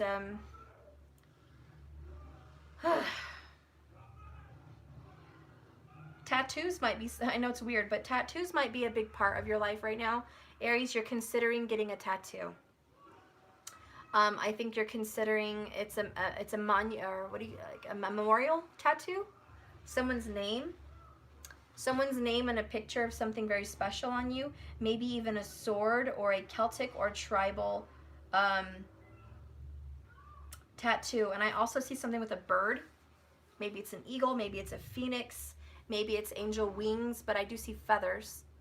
And so anyways, I think that you might be interested in getting something done like that. Maybe you just started looking into it. Maybe you're thinking about it. I also see a dream catcher. Maybe you're going to be having a dream catcher. You're considering getting a dream catcher tattooed on you. So those might be some things. If you're too young for tattoos, I do see those little stick-on tattoos, like you know, the cute ones that you're interested in getting, or those what do you call it? They put those little dots all over you to make the image. Henty? I don't know, something like that. You're thinking about doing that. Okay. Let's get another card here. God, another High Priestess. Okay, I'm done. Closing shop. We got High Priestess, High Priestess, High Priestess. How in the hell am I getting 3 High Priestesses? High Priestess of Fire. She is the Phoenix Rising. Somebody may even be wanting to get a peacock or a snake tattoo. I feel that as well. But look at this. This is gorgeous. Another High Priestess. So damn, again, I just have to say, you guys are really in the energy here of being intuitive, being a psychic, and being a healer and being a guide. And you're really in touch with the spirit world. So high five, Aries. If you're having any strange phenomenons going on, you are completely door wide open to the spirit world. Your mind is turned on. Your crown chakra is open. You are receiving downloads and information. It may be a bit much right now, and that may be a reason why you're staying up really late. You're going to get through this. I also feel there's somebody that's reading the Bible like a crazy woman or a crazy man. I feel like you're reading the Bible and you can't stop. You read the Bible all night. You might even be reading like the Book of Enoch, the Emerald Tablets, any kind of biblical or spiritual books from ancient times ago. Even if it's videos, I mostly feel reading, but it could be videos about books, the lost books, hidden books, something like that. Maybe even books about runes and magic. You might be really into that right now, but I do see a lot of reading. Mostly I just see a book here, and you may not be able to put it down. And some of you guys read books all through the night, which is crazy because a lot of people that read books fall asleep because books can make you pass out. I mean, I know I read books and I can just fall asleep right away, but when an Aries is really interested into learning a subject of something, they will stay awake and keep reading like a movie. They can't get enough. It's like binge watching a series on Netflix. You don't stop till the series is over, okay? We don't stop. We keep watching it. And yeah, that's binge reading, okay? We do have a binge reader here in the Aries reading today. You know who you are, binge reader. You know who you are. But you are very intuitive, very smart, and you're really getting into it. You're learning a lot. There you go. Someone said once you go down the rabbit hole, you can't stop. So there's a lot of research going on. Whew, I'm winded. We are done. We're done with the environment for Aries. Hi, Chihuahua. Let's get into the career and financials for Aries. Oh, well, I got a couple cards that came out. I got the 9 of Cups, which is really positive. Okay, this is wish fulfillment. We had fulfillment over here. 3 of Wands, expectation. For career, I think you're about to be really happy. You're going to be getting some good news between now and the month of September. Because 9 of Cups is 9 months into the year. You're going to be getting some good news in September. That is harvest time fulfillment. Notice he has a wine glass and the barrels of wine. Notice here you're expecting, and then you have a wine glass down here. There is a connection to September. There's a connection there to the harvest. So Virgo and Libra energies may be important to you right now as well, but there's going to be some wish fulfillment, and I do think that you're going to celebrate. Okay, so I want you to know that you're going to be celebrating the money coming in, and this may shock the shit out of everybody watching, but Aries, you're about to get a lot of money. There's some decisions that need to be made. 2 of Swords. You need to make some very, very intelligent, quick decisions before this happens. You're going to have to make some decisions right now, and it's going to be more trust your instincts kind of thing.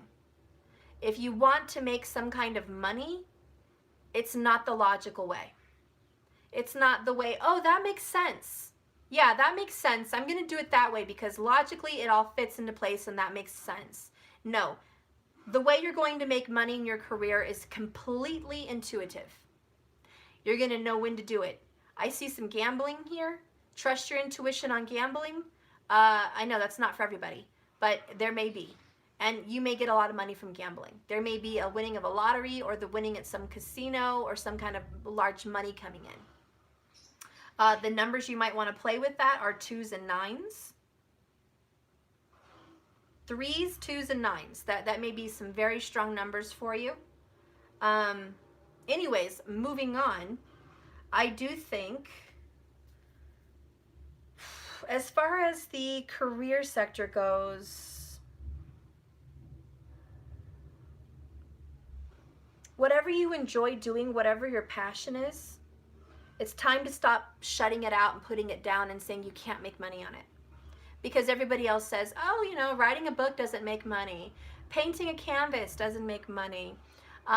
You know, making a metal art doesn't make money. You know, yeah, it generally doesn't. But if it's in your chart, if you were created in your 10th house, in your career sector, in your, if you were created, and part of your dharma is to be doing something very creative, very different, who gives a shit what anybody else says? That's not their chart. You may make it. Your art may make it. Your creative style of music or your book or whatever you're doing, that may make it. And it doesn't matter what anybody else says is logical. It's what's lined up for you. And you have to be able to trust your intuition and go for it. I think now's the time to make a decision and take a risk. And by the time you get to September, you're going to be reaping in the benefits. So if you have a big decision to make, to jump on a project or to get something going, now's the time. And you know your ships are coming in. So that's a positive affirmation. Bottom of the deck here is the number 9, Hermit again. I told you number 9's for career. Go within, do some soul searching, some soul seeking. Whatever your ideas are, whatever your creative ideas are, do it. It's a new time. It's a new beginning in this world, and they're waiting for you. So you need to search for that energy and that power and that answer to go forward in your career decisions, because you have to trust yourself right now. Again, Virgo people may be very involved in your career, whatever that means for someone, okay? Maybe the Virgo energy is just about getting organized. Also, get organized, get your life in order, because money will start coming in.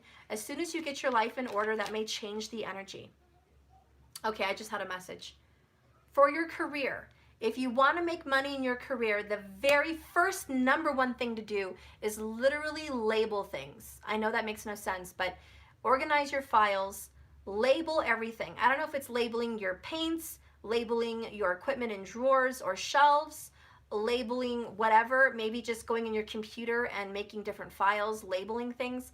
Getting organized is going to promote your business better. Not in the physical sense where the whole world sees your organization, but so you can be more creative and spit things out faster.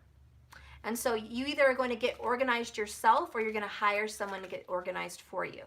But I definitely see organization, Aries. Okay, let's move on here more with your career. You're doing that right now. You're labeling. Well, hot damn. Okay, Elizabeth. Stop being so much in the energy. No, I'm just kidding. Okay, let's go ahead and get 1 card to support your career sector energy. Career and finances. Give me a card here for the sign of Aries. Career and finances for the sign of Aries. Okay. The warrior, god of war, another number 2. Yes, keep fighting. Go for it. You are the warrior, meaning you're going to fight for what's yours. You might have to fight for this position. Okay, you may have to fight to get to the top. You may have to fight whatever's against you to make it. But you're a warrior, Aries, and you're going to do it. So you might have to fight others off. You may have to protect your ideas. You may have to get copyrights. You may have to get a lawyer. You may have to fight things to get what you want in this career, but you're going to do it. You're very determined. There's nothing that's going to stop you, so why am I even talking about it? I think what the message is, Steph, I'm already a fighter. I'm already going to do it, so that's what I do. I fight. I do want you to know that you have a lot of odds against you. It doesn't matter. You're going to overcome them. Some people are just blessed with overcoming obstacles, and Aries, you're one of them. So I wouldn't worry about it. Yep, there's some obstacles, but you're going to overcome. All right. So that is the kind of opening up about what's going on career-wise. Let's get who else is involved in your career, just to get a message here. Who is involved in the making of Aries' career, the making of Aries' money? Okay, I have a Four of Swords and the Chariot. Okay, so both of these are kind of Cancerian and Gemini energies. So it could be a Cancerian or a Gemini helping you in your career. You're going to move forward. It's going to be a very uncomfortable push. Again, like I said earlier, Mercury is being pushed by the sun, and Mercury's pushing the sun also to make quick decisions. So it might be a very hasty decision. You really don't have time to sit on it. You don't have time to meditate on it or think about it. It's a very fast energy. Somebody may be kind of forcing you to be working quickly. Kind of like, look, if you want me to do this for you, I need this on my desk by 9. Or if you want this to happen, I need it next week by Friday, period. No ifs, ands, or buts. I don't care if it's perfected. So there's this time limit, and there's this rush, a rush of energy. And you may feel, maybe it's even yourself. You're pushing yourself forward. You may really have sleepless nights because you're working long hours to promote some kind of business or strength financially. And so you really feel the push. Now's the time to get energetic. I do think working out and getting physical, exercising, yoga, even meditation, mental workouts, breathing is really important. Don't forget to breathe. This is going to help you push forward. There's a very fast moving energy for your career. I want you to know that through the summer, it's going to go really fast. Something in your career is going to just catapult you from one area of your life to another. It's like literally being in the energy of borrowing money and having struggles to being way over blessed to where you have more than enough to give. And so I see that you're being catapulted in a very good direction work-wise and financially. And I do think that it's going to happen very, very quickly, almost overnight is what I'm hearing. There's going to be one day where overnight it's night and day difference from where you were before. A lot of you guys might be unfamous right now, and then you're suddenly famous by the end of summer. A lot of you guys, because you know, career and reputation. A lot of you guys will have not had an answer to something, and then you have an answer. A lot of you guys will have been struggling on some part of your business, and now you're not. You're going to catapult. It's a fight, but you're gonna win. You're gonna be successful. You're gonna be a victor. You're gonna have wish fulfillment, and you're gonna be very satisfied. So Aries, if you have any cause for concern or stress or worry right now, burdened by any kind of financial or work aspect in career, I don't want you to stress too much about it, because, sweetheart, you're about to win. You're about to kick that ass for everything financial. You're about to really overcome this. Do not let the spirit of defeat haunt you and scare you into submission. And do not let fear scare you into submission, because you're about to kick their ass. And I don't think you are going to let them influence you in any bad way. Okay, Aries, so that is your basic Aries reading. We're going to get into the love reading. So if you guys don't want to hear a love reading, you can check out now and move on with your life. But if you guys want to know about love, divine masculine, divine feminine readings, welcome. Stick around. We're about to get into that, okay? All right, so we're not going to be too long, but I do want to get a love reading out here for Aries. What's going on with Aries in the love situation? Okay, Corey, you're like, I'm out. I hope it's a good one. Jesus, I'm tired of bad readings. All right, I love you, Elizabeth. Okay, so let's go ahead and see what's going on with Aries in the love sector. What's happening with Aries' love life? Please show. Please show.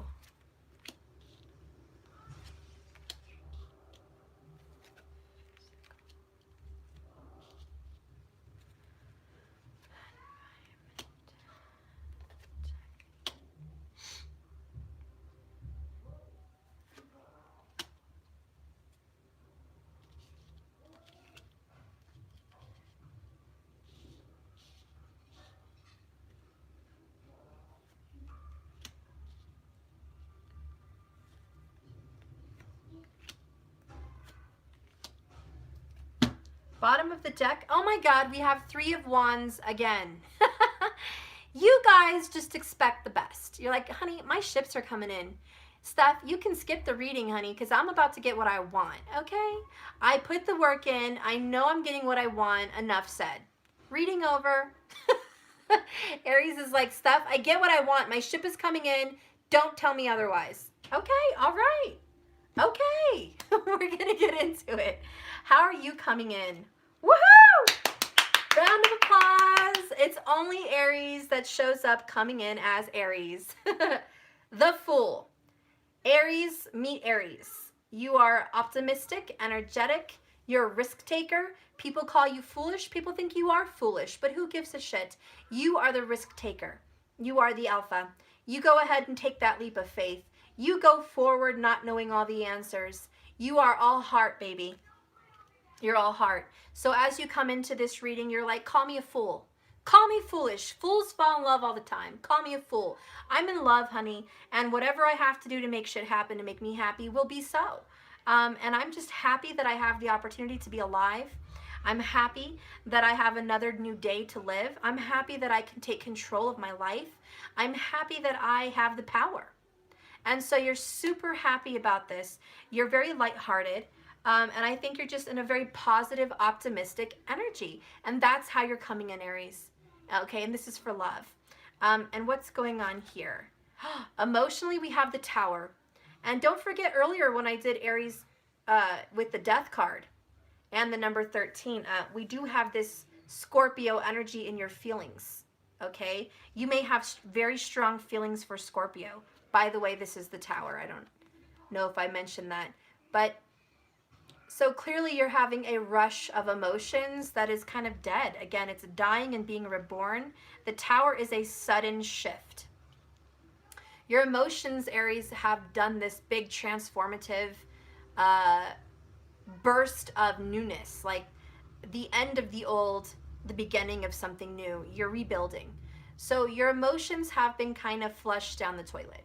I hate to say it that way, but you know, all the shit that was blocking you, all the literal, I mean, not literal, but seriously, guys, all the crap that was clogging you up emotionally, and your heart chakra was all clogged and blocked, and you guys were having such an emotional struggle, it's done.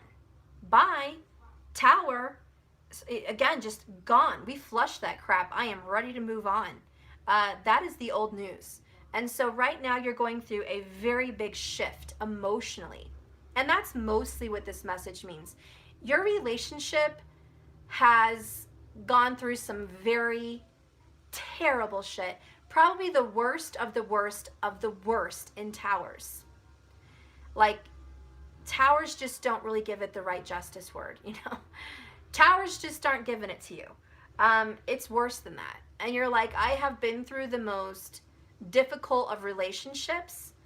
I have really found myself in a very big pickle in relationships, but damn it, I took those lessons like a champ. I took them, and like a god of war, I am ready to fight for a new day. And so you're just transforming yourself. You're following your purpose. You're following your dharma. You're moving forward in life for yourself. You're destroying any feelings you had for someone. A lot of you guys may have been wanting to cut cords from someone or letting them go. Please don't get offended. And I don't mean that you're trying to just disregard your lover, but I feel like whatever energy made you feel stuck in some way and not free, you've recently cut those cords away.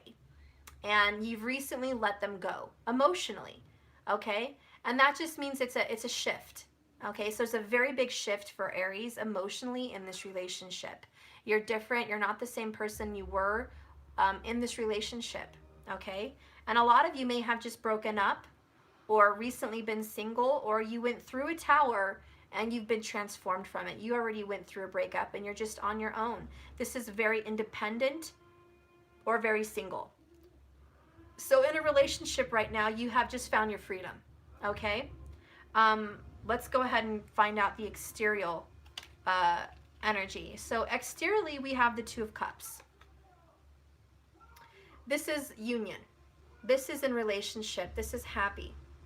So Aries, a lot of you guys that are married, you may have gotten through a very tough hump in your marriage and you have found peace. You and your spouse found balance. You're holding hands now, you're getting along. Maybe a lot of you guys are holding hands, but a lot of you guys feel very close and very intimate with someone. It's almost like someone had a confession. And once they had a confession and this information came to the light, your marriage was healed. It was reconnected. It was kind of a thank you for being honest. And instead of breaking us apart, it got us closer again.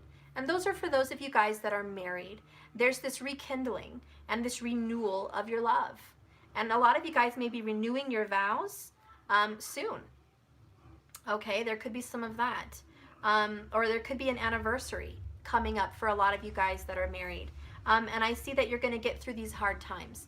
A lot of you guys are going to be reconciling with someone from the past.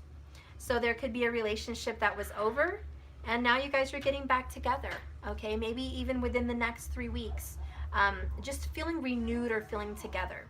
Now, for those of you that had a big separation, like a divorce or a major breakup in your relationship, what I see for you is you are now single, independent, and powerful.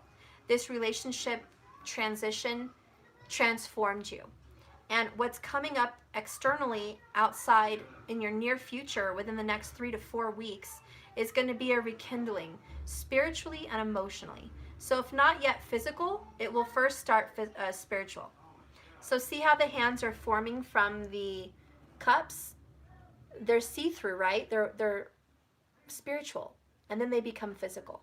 So I think you guys are going to have a spiritual union first, and then you're going to have a physical union. Okay? The next card I have coming out is the Emperor. Okay, so this is getting control of your love life right now. This is getting to be in charge of something that we felt out of control with. This is also authority. So I feel like, Aries, you're taking an authority. And notice we have Aries, Aries. The Emperor is also a card for the sign of Aries. Aries is represented in the Emperor. So I do feel like you're the one in charge. I feel like you have the upper hand. I feel like you finally have control over your life. There was a time where you felt out of control. There was a time where the separation basically pulled the rug out from under your feet. You were knocked on your butt, and you just didn't know how to get your footing, you know. And there was a time where you were trying so hard. It's like ice skating on you know, these difficult ice skates you've never been in, and you're trying to get your balance, and you're like, Jesus, I'm about to beef it right here on the ice. And then you fall and your butt, and you're just sliding across the ice. You're like, that hurt. And you run into the wall, and you're like, oh. But you get back up again, right? And even though that fall sucked, you get back up, and you move forward. Hey, guys, can you lock the door? Okay. Go watch your movie, Matt. Go, good boy. So anyways, sorry. So you're getting control. I do think this has something to do with a father. A lot of you guys are thinking about your father who's passed on, and your father is influencing you to be whole by yourself. There's some advice from a father that's saying you don't need anyone. You're perfectly fine by yourself. This could be a grandfather also, telling you that you don't need a partner to be whole. And so someone's trying to give you advice to be stronger. And it could come from a father or grandfather. I also feel like if you are a father or a grandfather, you're taking control. You're back in the driver's seat. You are being, you're telling your family how to get their shit together. You're telling your spouse that we're going to get through this together. You're being the head of the household. You're being that inspirational masculine, okay? And so I feel that.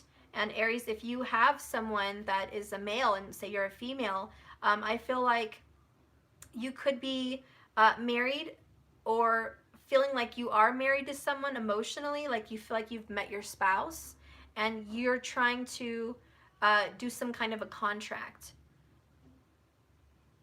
with this spouse. or maybe the father of your kids. There's some kind of building of a foundation and establishing of a contract, or at least a promise or an agreement. And I think the ball's in your court. You created this and now you're stabilizing this. And if that's not the case, I feel like a lot of you guys, and it's just in general, if you guys went through a very difficult tower with someone you love, most likely a Scorpio, this person, you're finally getting control of them. You have the upper hand with them. They hurt you. They did something very damaging. They kind of ruined your guys' foundation, and now you're stabilizing it. You're like, look, whatever mess you whatever mess you made, I have to clean up. And so for a lot of Aries, you're cleaning up the mess that you made or the mess that they made. But you're the one that is bringing stability to the relationship. The timing card is the Hanged Man. So this is going to require patience, Aries, and I don't think patience is something you really love, okay? And this is Pisces energy. It's going to bring you through some dark times. The Hanged Man is the number 12 major arcana, and it does represent being on hold. Who here likes calling anybody and saying, please wait, I'm going to put you on hold? And you're on hold for like 2 hours. That's how it feels, Aries. So whatever's going on with this foundation with you and your relationship, you feel like it's been stunted, or you feel like it's been delayed, or you feel like it's on hold and you don't know when it's going to get off hold, but you're literally having the energy, not the literal experience, but the energy of sitting on the phone, hearing that da-na-na-na. You're like, my phone's going to die by the time someone picks up. You know, and you've got this kind of annoyed, pissed off energy, like, God, I hate waiting. But you're going to wait because you need to get through to that person. So this is the energy of, I'm going to wait, but I'm going to tell you right now, this sucks. Waiting sucks.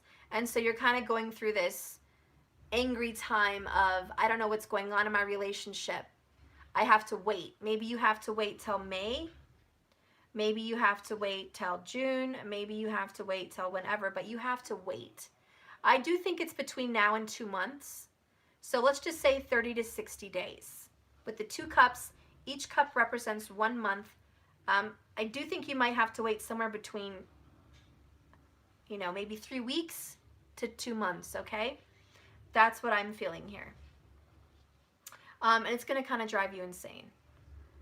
Also, they're being quiet. They're not talking to you. You think they need to wake up. Wake up and smell the roses. Wake up and smell the coffee. Wake up. You want someone to see something for what it really is in this relationship. You want them to have a tower moment. You want them to have an awakening. You want them to see this relationship, this possible marriage union, for what it really is. You want them to respect it and honor it. You want them to honor their promise, honor their vows, and make good on their word. Even if it's not a marriage, it's like promises, you know. I want you to make good on your promises. I want you to be responsible and forthright. And so you kind of have to wait for this energy to happen. Let's see what else is going on with Aries. I don't have any more. Remember? We talked about that last night. That's why I got you apple juice. There's orange juice on the little table with your blue top. Go get that one. Sorry, guys. Okay. So who you're dealing with is, you're definitely dealing with a Pisces or a Scorpio. Because now I have Judgment card, which is Pisces. But I also like to think Scorpio because the dead are rising. And the dead represents Scorpio for me. So it's like this death, rebirth. And Scorpio and Pisces both have this energy of death and rebirth. And so I do feel that. So we do have a lot of the Scorpio Pisces energy here.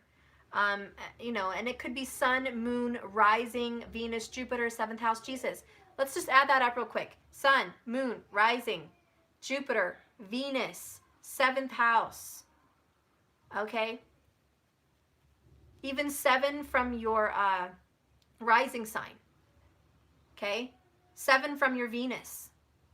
There's 8 possibilities on it being a Scorpio or a Pisces.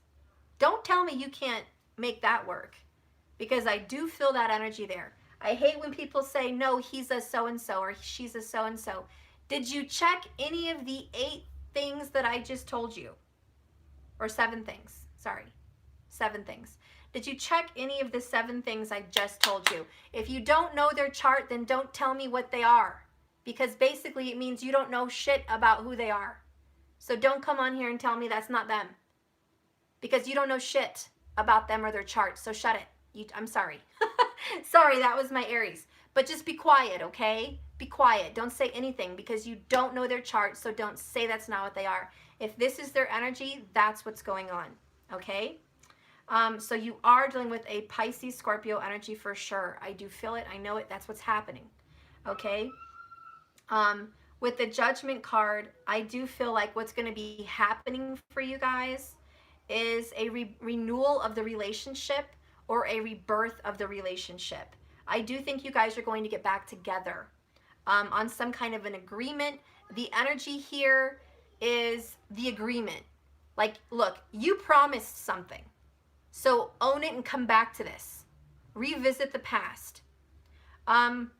Or you can't just destroy this energy and then walk off in the sunset. You're going to have to come back and deal with this. You know, even if it takes a long time, you're going to have to come back and deal with this. Or it's like somebody walking away from you and just starting a new life and just trying to cut you out. Maybe you guys share children with the Emperor here. And it's like, no, you have to come back.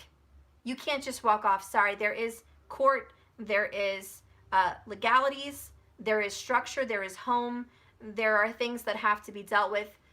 You might have had a nice couple months break from life and reality, but it's time for a reality check. And that's why the Emperor is here, to give you a big reality check, or to give them a big reality check. But someone has to come back and deal with some shit that they thought they could just be done with, that it was a dead and done, dead and gone. No, it's going to be relived. It's going to be reevaluated. Somebody's going to be reliving a tower, and somebody's going to be reliving a relationship experience.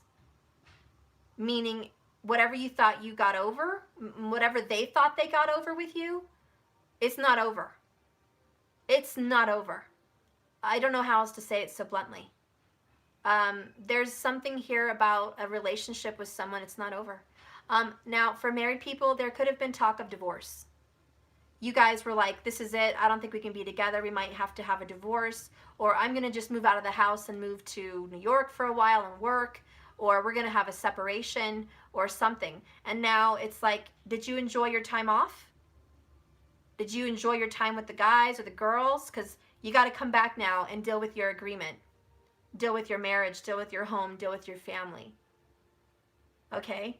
Time to come back to reality. But there's also the energy of, okay, we had a big breakup, we had a big separation. We are a soulmate couple. We are twin flames, divine lovers. Okay? We are soul tied. Maybe even biologically through some kind of child. There's a child born between you guys. But there's like some kind of, we are tied together. The caduceus, you know, the intertwining of the DNA. There's some kind of we're meant to be. Or some kind of a yin and yang, masculine, feminine, soulmate energy here. And it's like you can't break that bond and that contract. I'll wait for you. But you will have to come back. And there's this, Three of Wands. I've been expecting them to come out, Steph. I've been expecting this to arise. I knew that we were going to have to see each other again. I knew that we were going to have to come confront each other again. I knew that we were going to be able to speak together again, because the Hanged Man could be blocked. You could be blocked from someone. You could be, you could have a restraining order against them or them on you. You could have hours of distance and separation between the both of you. You could just have a moment of silence or emotional disconnection, but there's been a pause on the final countdown. You know, now I have that song. It's the final countdown. Dun, da da dun, da da dun, dun dun, da da dun dun. You know what I'm saying? final countdown. And that's what I'm hearing, Aries. It's like, Jesus, this is it. We had a pause button. We had a moment where there was a break. But now it's the final countdown, and it's like ticking. The clock is ticking. So anyways, whatever's going on here with the Three of Wands, this waiting, Hanged Man waiting, it's coming. The final countdown is here. Get prepared. There's going to be a sudden change and shift very soon. And we're actually going to be getting into Kritika Nakshatra at the end of the beginning of the month over here upcoming. This is going to be sharp like a knife. There's going to be some very big details. There's going to be contracts. There's going to be pen stuff. I don't know. I'm seeing a pen. Signing a contract, signing your name, getting something sent in the mail. There's going to be some sharp information and some sharp actions taken in the next couple weeks, in the next 3 weeks. Okay? And there is going to be some contracts and stuff signed. And then we're going to be moving into Taurus territory, Vedic astrology, remember, which is going to promote family, financials, and communication, speaking. The throat is represented here with Taurus. So there's going to be kind of a moving into communication, moving into financial responsibilities, moving into family. Okay, there's going to be a huge shift for people that they have a family. Whatever's going on with you and your family, there's going to be a big movement forward, getting back in touch and back not structurizing, is that a word? Restructuring your family. And really that's what's going to be happening, Aries. There's a restructuring of your family, getting things in order. Again, the labeling, might come in handy. Just, in your relationship, you might be putting some files and putting some information down, especially during separations. Whose money's coming in when do I owe money? I do see you going over some bills, going over some budgeting, where I think you're going to be working through a budget, accounting for your money and where it goes. Like I said, this is just restructuring your relationship, restructuring your family. This is taking responsibility, and Judgment is something coming back up from the past, okay? So this is a ray of hope. I do think it's a good energy because of the Two of Cups. I think it's harmony, and I think it's getting along. I think it's balancing things out. I think it's a new beginning, and I think it's a new beginning is something you've been waiting for. You've been expecting this to come in, and it's coming in. It may have been delayed. You may have been waiting, but now it's the final countdown. It's starting to happen. Okay, we're going to look down here. Queen of Swords, Kritika Nakshatra. Again, Peacock energy is here. This is going to be getting to the point. I'll be right back, guys. He's just fussy. I'll be right back.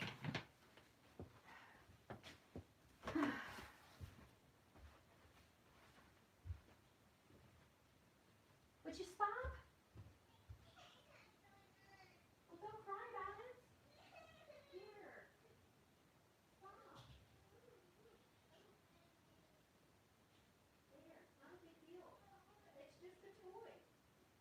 Why are you so upset about toys?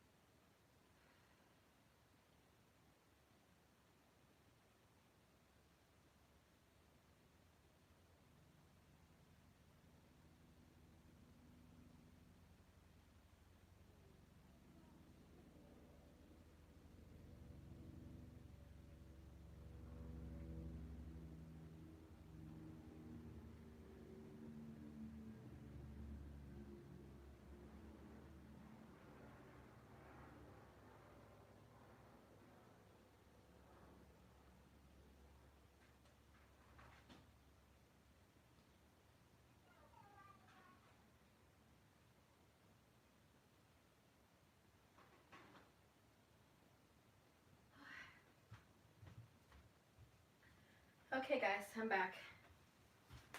I better hurry. Sometimes I just spend too much time on these readings. I'm not trying to. All right. So anyways, the energy of the progression of this situation or relationship is the Queen of Swords.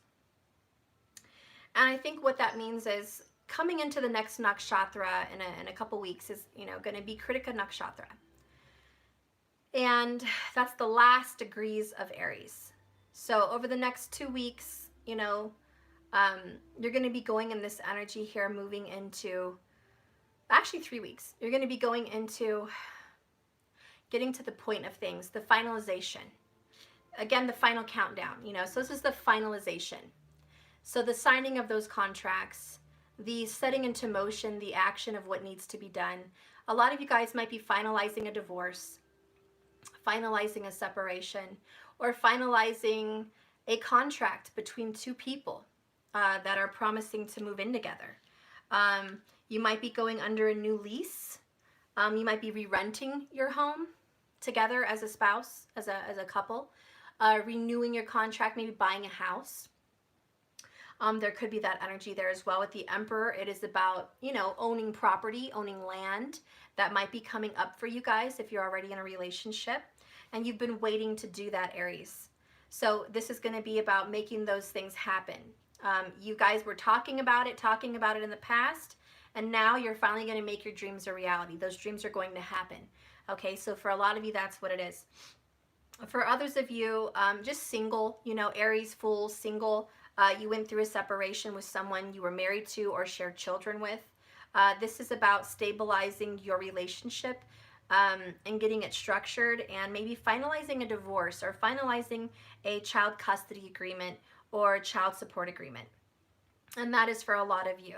And that could, involve a Gemini, Libra, Aquarius, or just a lawyer, some kind of a legal person that's going to be working with you on that. I also see the progression of a relationship for divine lovers and soulmates. Okay, whether you're married or not, divine lovers and soulmates, I do think that you're going to be the winner on this position. I think that you guys are going to achieve your goals. You're going to get what you want. You have the upper hand. You have the authority over the soulmate, and the soulmate has to do something for you. The soulmate has to bow down or come to you in some sense. And this is going to create some tension, but I think it's something you can be proud of, that you're not on the other end of the team here. You are the one that's going to be getting what you want, and you are the authority, and they don't have to like it. And this is you kind of saying, look, whether you like it or not, I'm the authority. Whether you like it or not, I'm in control of the situation. So I'm sorry you're going through some, battles with that inside yourself, but this is your karma. This is what you have to do. Let's see what the challenge is here. The challenge is Seven of Swords, telling the truth. The challenge here is this person to get honest with you. The challenge is for you to be honest with them. The challenge here is to not avoid responsibility or avoid this reunion and reconciliation. It's going to be a challenge for you because a lot of you guys feel like they're escaping you. They don't want to reconcile, or you're escaping them and you don't want to reconcile. Like this is, I'm avoiding the inevitable. And so the challenge here is maybe you're dealing with a very difficult air sign also, Gemini, Libra, Aquarius, that is trying to avoid responsibility with you. And you're trying to catch them. You're trying to get them in, you're trying to corner them. You're trying to make them own up. You're trying to make them confess. You want them to see the light. You want them to stop running away. You really want them to face this. You really want this tower moment to happen. And so a lot of you guys are just like, look, quit playing around. It's time for you to stop running. And the Queen of Swords wants to catch them up and say, where do you think you're going? Did you think that you were unseen, unheard, or unnoticed, sneaking around this castle, taking these two swords? You've already got 5 in your arms. Do you think that you were unnoticed or undetected? No, I let you get away with those other 5 swords. I let you get away with a lot. And there's this kind of energy in the relationship where I let you get away with so much crap. I let you get away with lies and deception. I let you get away with sneaking around. I let you get away with not being honest. with other people. I let you get away with maybe keeping things a secret. But you're busted now. I'm not going to let you get away with it. This may have gone on for some time, but now it's time to stop. You're going to have to face the music. So there's definitely some kind of energy about, I'm going to call out your lies. Or I'm going to call you out. Maybe you've got 3 weeks before I call you out. I also think that your soulmate, within the next week to 3 weeks, is going to be busted and called out on some kind of a secret or a lie, a deception. Now, whoever they get called out by, you know, is their business. I don't know. I'm not doing their reading, but I do know they're about to get found out for some kind of bullshit and secrets and deception and cheating and betrayals, whatever that was. So they're about to get caught. And what is going to happen in all this? The Magician. I love it. The number 1 in the major arcana. And the Magician really stands for a new beginning. It's also having the power to create what you want. Again, Aries, you're coming in like the Magician. You're coming in as the alpha, the number 1, the beginning. You're coming in with the power to create what you want, not what they want. So the outcome is it's in your hands. Aries, you have the power and control. Are they going to be surprised that Aries has power and control? Yep. Yep, they're going to be shocked that they're busted. They're going to be shocked. You're going to catch them with their pants down. Not literally. You know, I hope to God not literally, but you're going to catch them. You're going to put them in a place where they feel like they were caught with their pants down. Like, you're going to put them in a position where they feel vulnerable and they have to submit to the Emperor. Again, they're going to have to bow down to Aries. Bow down, baby. You're going to have to kiss some Aries arse. Someone does. Someone has to kiss some Aries ass. I'm not kidding. And this is someone from the past, you know, this is someone, this is definitely a divine lover or soulmate or someone you were married to, okay? Or someone you shared children with, but it's definitely a long-term intimate partner, and it was put on your path for a reason. It was a fate, and you guys went through some very big moments, and now there's going to be a reconciliation and a reuniting to come together again for either A, closure, or B, justice. Okay, justice or closure is going to happen. And this is a message for Aries. Start where you are, Aries. Start where you are. The great thing about feeling deep, profound, earth-shaking love is that you can start with anyone. So this is all a new beginning. It's all the start. This is the start and the beginning of a new era. The rebirth to your situation. Let's go ahead and get an Elquay Oracle.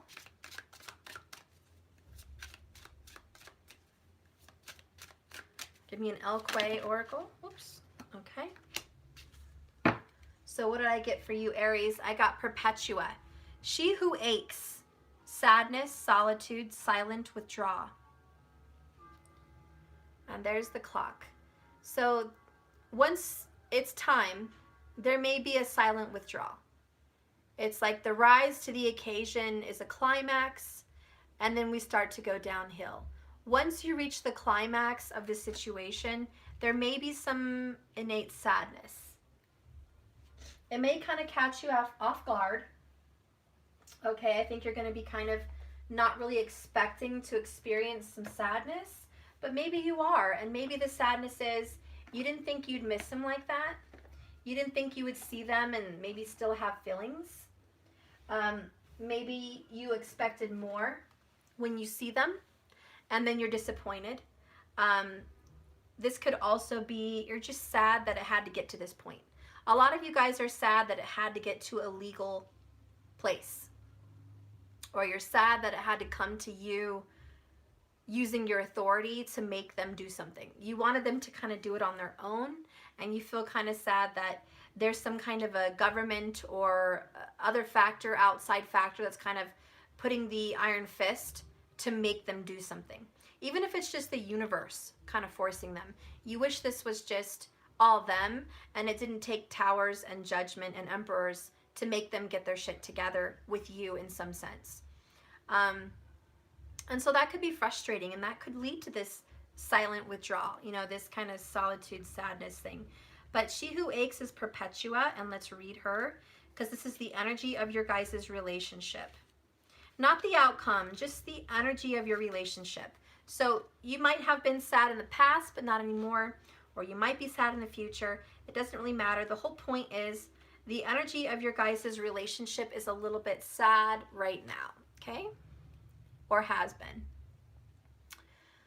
Perpetua, she who aches, epitomizes the silent despair, sometimes felt when you are separated from something or someone you love.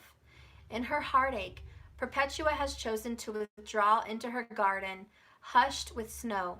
In her hands is her journal, where she pours out her pain. Okay, I'll be right there. Eat your cookies. Okay, I'm not, okay. So anyways, back on here. So you might be getting a journal, okay? You're pouring out your pain on a written journal. Her faithful magpie bears a gift, but she doesn't see it. Okay? The gold ring in his beak goes unnoticed, as do the sheets of paper that she has cast aside. So I do get this feeling where you feel unnoticed and you felt unimportant in this scenario.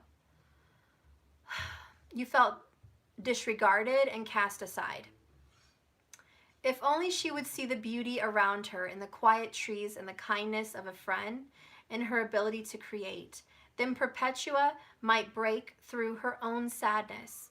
She tries to cover her pain in layers of gorgeous fabric. But when she keeps herself from others, she remains in the solitude of sadness. So this was that Ten of Wands, High Priestess energy with the Nine of Swords. You guys are going through a lot of sadness and pain and isolation, but again, keeping it a secret. Maybe just writing it in a journal or just keeping it to yourselves. She remains in her solitude though. And this message of this card is you may be needlessly mirrored in your own grief. Pain is inevitable, but suffering is optional. How important is that sentence? Pain in love is inevitable, but suffering is optional. You don't have to go through long suffering. If you choose to suffer, it means you choose to sit in your depression. You are choosing to sit on the couch and be sad and cry and be hopeless and aimless.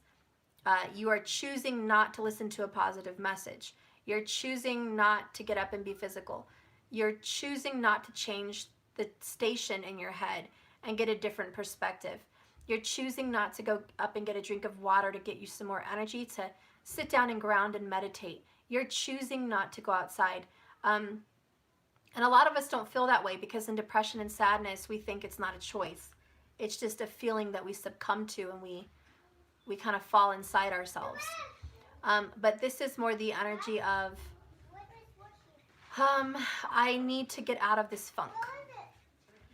And then we have the message of this card is you may be needlessly in your own pain and grief. So pain is inevitable, but suffering is optional. Make sure you're doing the work that must be done so you can escape to this wintry garden of frozen tears. While it can be hard, Aries, you can rise from this place of detachment. Writing is a good thing. Even if it's a letter you write but never send. Consider starting a journal or a letter if you haven't already. Free yourself by releasing the words in your heart, racing through your mind, and do not ignore offers of help and assistance. Thank you so much. Yay, they got me a drink. I love you guys. Love you too.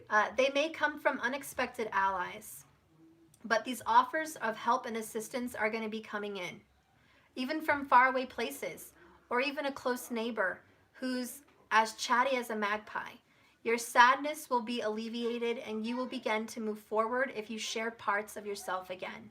Soon you'll be able to look back at your footsteps in the snow and see how far you've come. So ask yourself, what is the root of this unhappiness? And number 2, what have I done to begin to dispel my despair?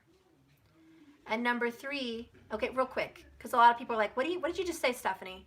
One more time. What have I done to begin to dispel my despair? Meaning, what have you guys done to stop being this way? What have you guys done to quit being depressed? 3, what is one more thing I can do to feel better? So what can you do to feel better? Is it going out and getting an awesome Sonic cherry limeade like I just got? Yes, I'm going to open it in front of you guys. I'm spoiled. Is it calling that friend that you haven't spoke to in forever and confessing your sadness? Is it writing a letter and burning it? Is it taking a salt bath? Is it praying, meditating? Is it screaming and punching bags? I don't know. All I'm saying is, what have you done to get rid of this? Maybe you've done all of the above and you're free. You are in a new beginning and I think you are out. Can I just say that I think your soulmate is not free? I think your soulmate has closure issues. I think your soulmate or your lover has some unresolved issues that they have been waiting to resolve. And I think that you're going to inspire them to resolve them because you're claiming the authority as the emperor. I think that you're going to be there to show someone how to get rid of their grief. This could be a son, a daughter, a lover, but you know, whoever this intimate relationship is with you, this soulmate tie, you're going to help them get out of their funk because enough's enough. So you're going to take charge. And if this is a lover's relationship, a lover's spout, I think that you're going to take charge and say enough's enough. Okay? It's time to get to the point of this, call you out on your bullshit, and have a new beginning with the magician. Okay, this may require some healing from Reiki, some magic, or just some spoken words, mercurial. Gemini, Virgo is the magician. Again, organization and spoken words, even written words. It's about communication. Let's get a message from your masculine.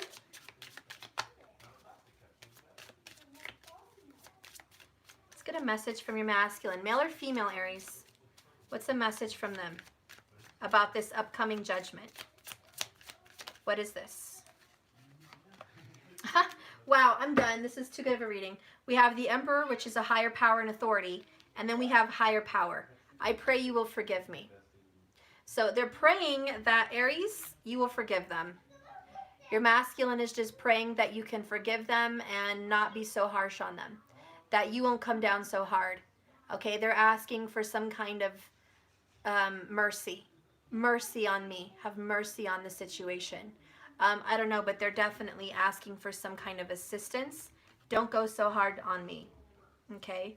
And that's devil energy, XV, which is 15. Devil card.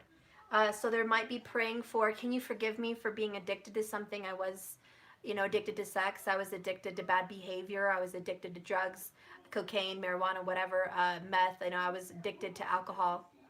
Can you forgive me? Or I was addicted to ignoring you and just not having closure and being an asshole.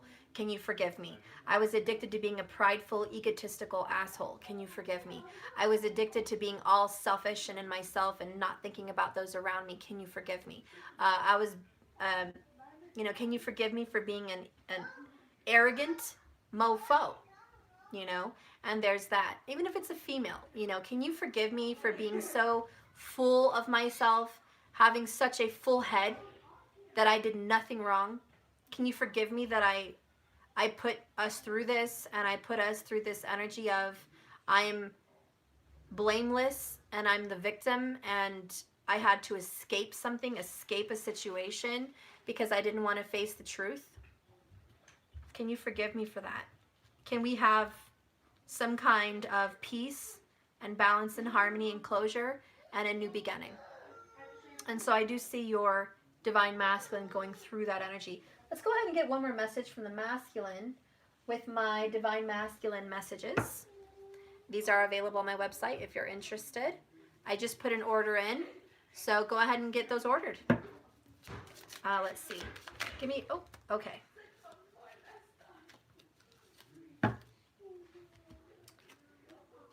We have feeling the pain now. Karma came hard. I regret everything. Look at that. We have I regret everything, feeling the pain now, karma came hard. Okay, and that's really a message from your masculine straight to you, letting you know that this Emperor is no bueno. This power and authority that you have, Aries, really shook them to their core. You being able to be responsible, on point, get your shit together, be the authority here, and get your affairs in order to make some justice happen. Okay, this has really made them get it together with the Judgment card. Now they need closure. They need to fix this energy with you. They have to revisit some of the wrong things that they've done. And so what I see coming in for you guys is they are going to be asking for forgiveness. In other words, they're going to apologize because they feel the pain. And either they feel it now or they're going to feel it in 3 weeks. But they're going to feel the pain from a higher power, from a higher authority, be that the universe or be it the actual justice system. But they are going to feel it. It's going to sting. And maybe it's that scorpion stinger, which is that death, that tower energy, right? That's really going to come in and shake your relationship to its core to promote healing and reconciliation in some way. Because this is a reconciliation and a union. And so I do think that's what's going to be happening here, especially with Judgment and the Magician. Why? Because you were waiting for what? Your ships to come in. What were the ships you were waiting for? Reconciliation, union, coming to the light, coming to God moments, seeing their truth. With the Magician, you getting the power and control to manifest your reality. Literally, the outcome is what you want it to be. Aries, whatever this situation is going to look like in the end is because you made it this way. You have the power to create. You literally have the power. Okay, so if you want this to be a happy reconciliation, it will be because of you. If you want this to be a hard, difficult separation, it will be because that's what you want it to be. That's what you're creating it to be, for a lack of better words. Not want it, but create it. And remember, this is the law of attraction. What do we have to do to make something happen for us? We have to think about it, focus on it, speak it into existence, and feed it our energy. That's what magicians know. If you want a spell to work, A, you have to believe it will work. 2, you have to put energy into the spell to make it work. 3, you have to have faith and visualization that you see it will happen. And 4, you have to trust that you do have the power and that it is going to be so because you are that powerful. You have to believe in yourself. If you don't have key ingredients to a spell, you will suck at it and it will never happen. It will never happen. And that's why so many people do spells and magic and like, well, Steph, it never worked out for me. You're lacking one of the key elements. There's some kind of a key element that is lacking. And a lot of it, most of the time, is fear and lack of belief. And sometimes it's a lack of energy, not feeding it your energy. Some people just light a candle, write their name, poof, leave it be and leave it alone. They don't sit there with it and breathe into it and put their hands around it and force energy into it and speak into it, and they don't put their energy into it. Those don't work. They're failures. There's so many reasons why magic doesn't work for some people because they think it's just one magic little word.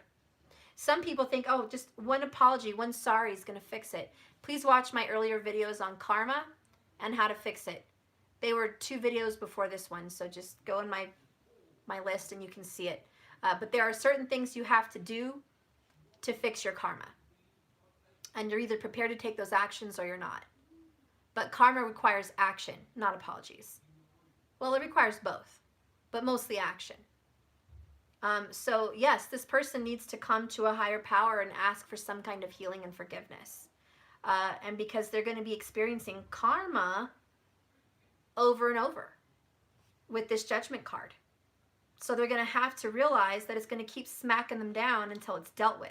There is no running and escape from the Queen of Swords. She knows everything. And so does the Emperor. There's not a thing the Emperor doesn't hear. He has spies in every corner. So the Emperor doesn't miss a beat. He always knows what's going on. Queens go through a hell of a lot of shit, more than kings, because they are persecuted for being a woman, and They're also in power, but they have to fight for their respect. They have to be intelligent. They have to be cunning and strategic. So any queen ruler really goes through a number of trials and tribulations, and that's why they're so powerful. Because not only are they intuitive and smart and strategic, but they also have power. And they have to fight to keep their power. So I have someone here at the Aries, again, just fighting to keep your power. Male or female, makes no difference. It's just the energy of her, okay? You have to keep fighting to stay above ground. You have to keep fighting to have control over the situation. And a lot of you, Aries, are giving up old habits for someone you love. There could be an Aries out there, especially if you're a cross watcher. Aries, you know, you might be giving up an old habit for someone you love, for your children, for your wife, for your husband. You may be quitting smoking. You may be quitting drinking. You may be quitting drugs. You may be quitting bad behaviors. You may be quitting something bad, you know, or something that just doesn't serve you anymore, for your family.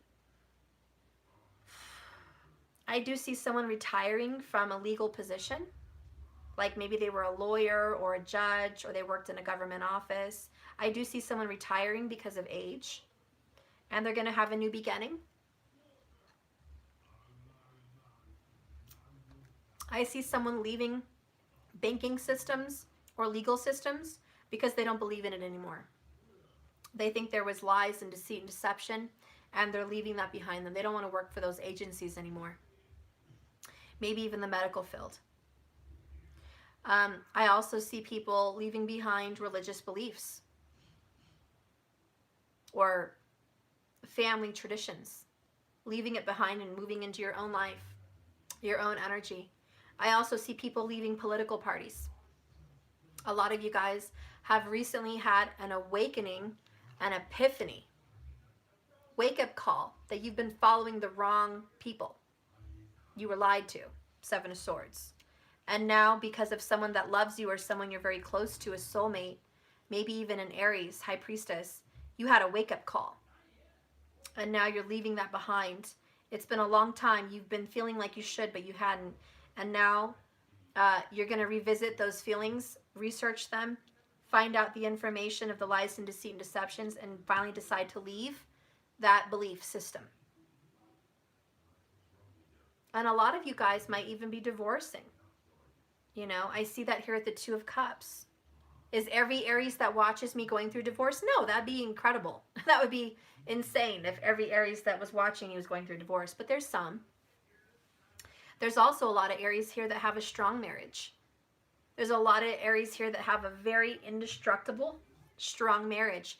That it doesn't matter what towers come to hit you, come what may, you guys overcome all things. It's a very strong marriage here.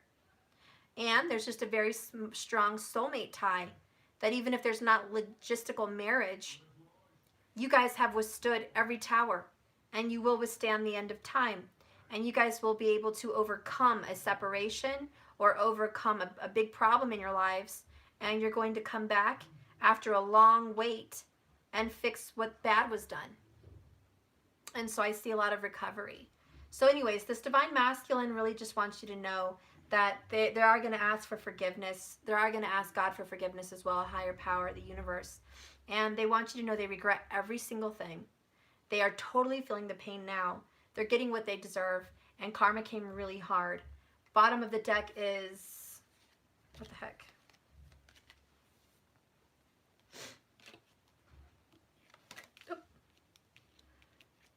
Bottom of the deck is air energy, communication, strategy, thoughts, and ideas, and action. So communication. They're also strategizing about what to do with you. They're thinking about what to do with you. They're getting ideas, and they're considering their next action. So they're kind of planning a move on how to talk to you again. They may have to secretly talk to you. Maybe there's people watching them, and they have to secretly reach out to you and ask for this kind of forgiveness. There may be also just cautious. They're cautiously trying to move towards you because they know they hurt you. And so they're being very cautious on how they approach you and how they do want to speak to you. Let's go ahead and get a message from the Divine Feminine for the sign of Aries.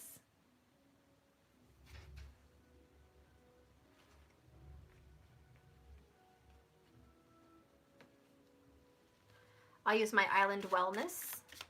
Give me a message for the Divine Feminine for the sign of Aries.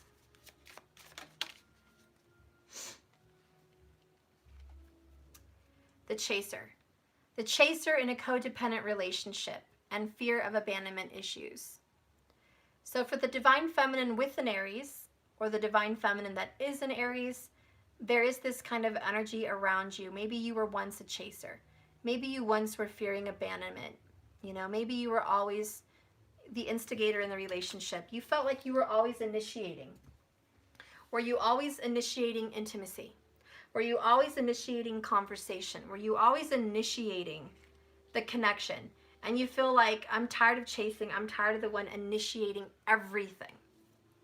Let's go ahead and get a card from my Divine Feminine messages, also available on my website. Let's go ahead.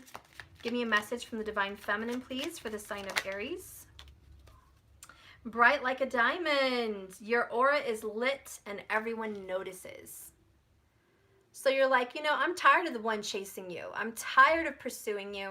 I'm tired of, making things happen. I am bright like a diamond. I have an amazing aura. Everyone knows me. Everyone, notices me. Everyone sees how awesome I am. Why can't you? Why can't you see how bright I am? Why can't you see how worthy I am? And then at the bottom of the deck, I have Queen of Wands. Powerful, beautiful, independent, and confident. Hello, Aries Queen. Male or female, keep that in mind. And so you want this person to know, do you see how awesome I am? How independent? I mean, Aries is a rock star. Aries people know how to keep a job.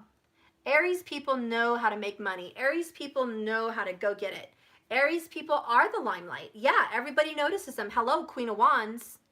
Hello, Aries, center of attention. Always go get her. And you're like, yeah, that's nice. And I usually am a chaser because I'm always pursuing people because they're too chicken to do it. You know, they don't have enough balls to do it. So I'm the pursuit. I'm the hunter. I'm the alpha. But I'm tired of it.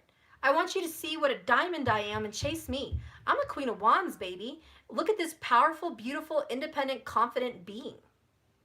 Take notice. Take stock about what you have put behind you. Take stock about who you hurt. Look at what you did. You know, this is where you're like the Queen of Swords and saying, look what you did. Okay? I just want you to look at who you hurt, look at what you did, and I'm, pleased that we're going to have some closure, some judgment here to the situation.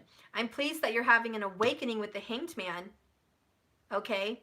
And you're going to have a tower moment, and you're going to actually start to feel the pain now, and you're going to get some karma. I'm pleased, but a little bit more than that, I do want a reconnection. I do want a new beginning with you, or I just want closure, one to the other. I just want to start somewhere fresh. I don't want us to live in the past. And really that's what Aries is saying. Can we move on from what was? Let's go ahead and get some energy between you guys. With my energy oracles, where are they? There they are. Okay, so what is the energy between you guys?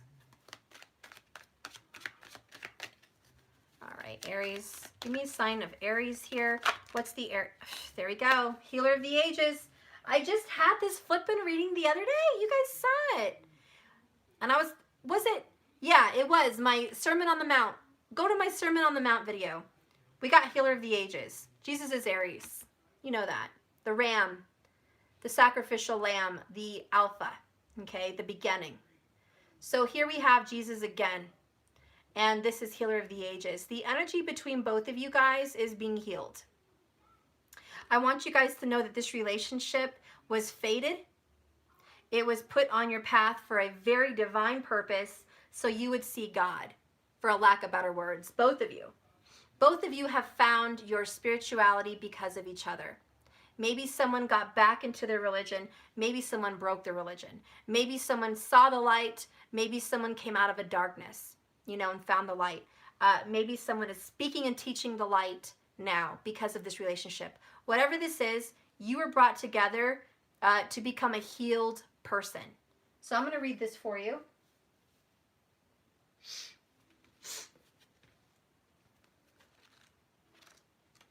Sorry, my voice feels a little monotone. I hate when I get boring. I know these long readings can get so boring, so I'm sorry if it has been or if I'm putting you to sleep. But I get really into these readings, so it does go on and on and on like the never-ending story. Sorry, guys. Okay. All right. This is for health and vitality between the both of you. So upright, this powerful card brings the force of ancient wisdom and profound healing. The light of the divine consciousness pours from his hands and his heart, flowing to you with love and powerful healing intention. This amazing entity is with you now, bringing resolution to physical and mental and emotional ills, helping to unblock stuck energy and to revitalize your life force. You may have felt this strong presence recently. You may just be opening up to the wonderful sensations right now. You can call upon Jesus of the miraculous transformation whenever you need vitality and balance and renewal. Know that at the deepest level, an important healing is taking place. If you've been feeling extremely out of sorts or upside down in your own life lately, you may be in the midst of some physical problems of your health or feeling as though you've lost energy. This card is telling you that you are there for a deeper level of healing that needs to be addressed. Take some time to regroup and put your own healing first, whether you're facing mental, emotional, physical, or even addictive patterns. Call upon Jesus, the healer of the ages, to bring his energy to the issues you're working on. Quiet your mind and feel his vibration, bringing your warmth and healing light to you. Center and clear away any dark or hurting space. Repeat this meditation and be patient. Yet also know that the divine love can heal you in the blink of belief. Not the blink of an eye, but the blink of belief.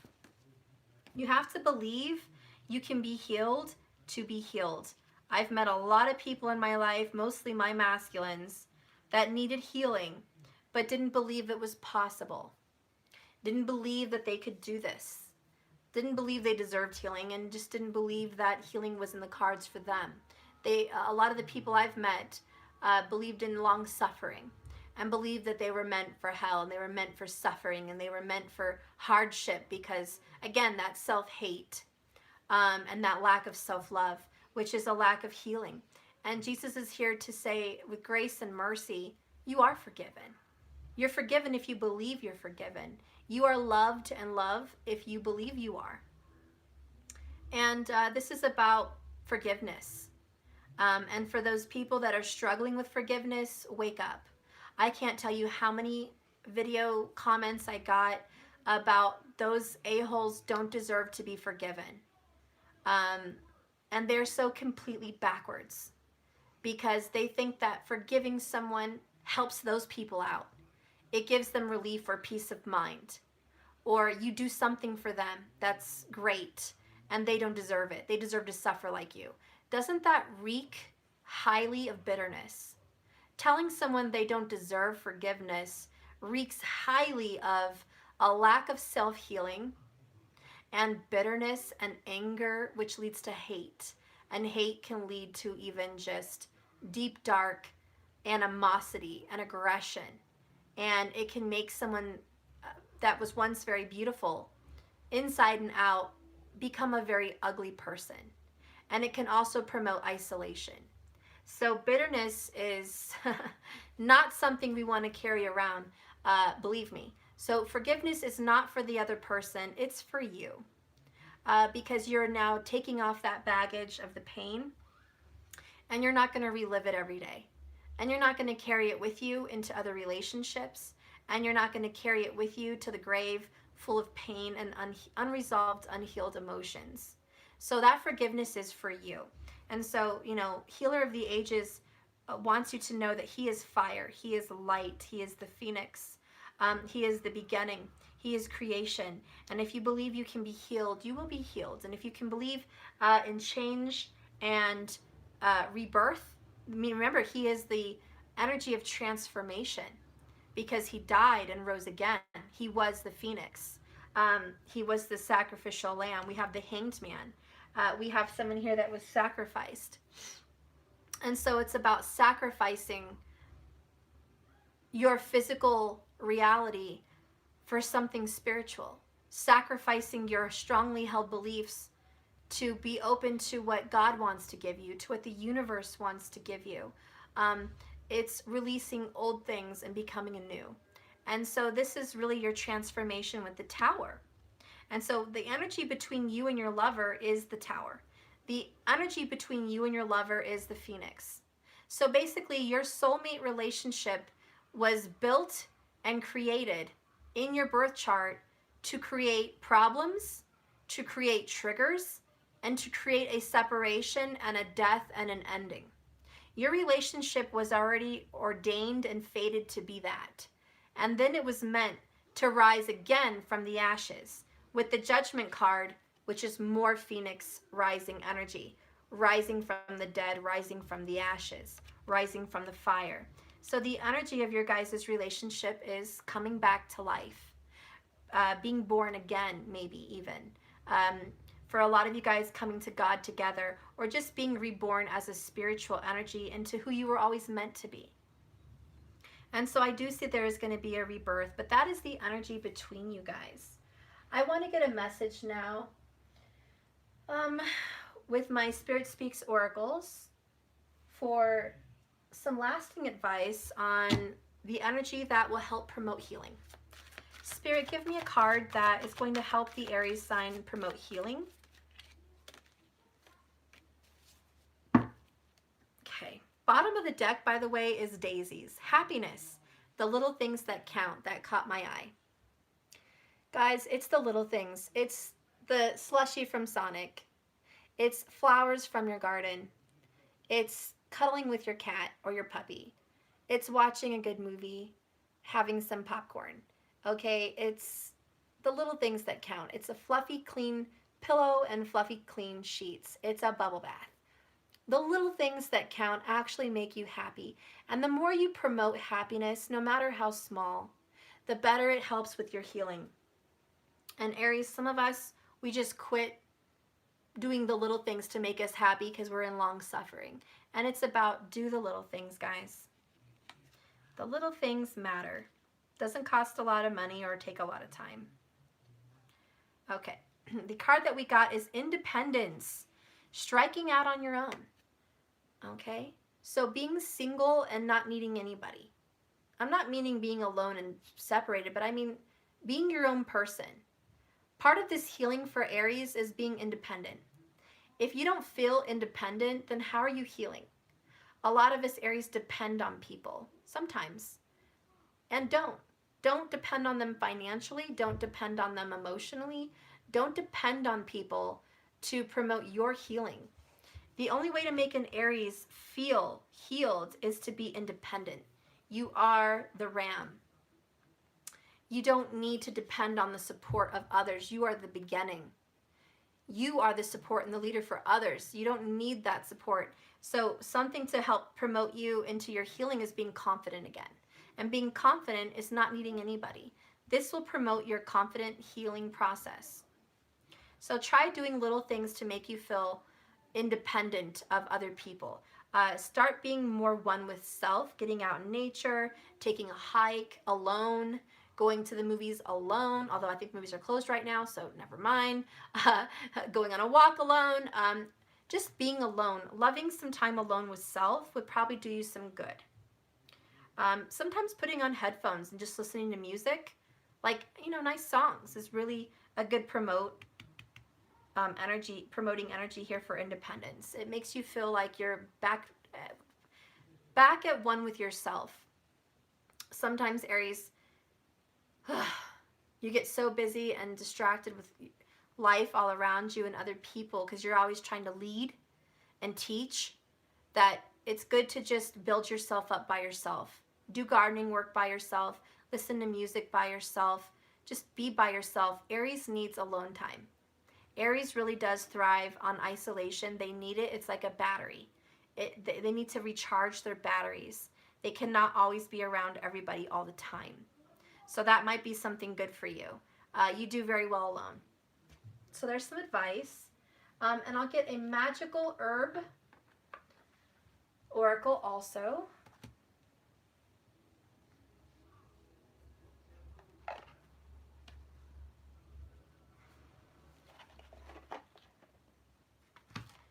And then just a couple quick ones.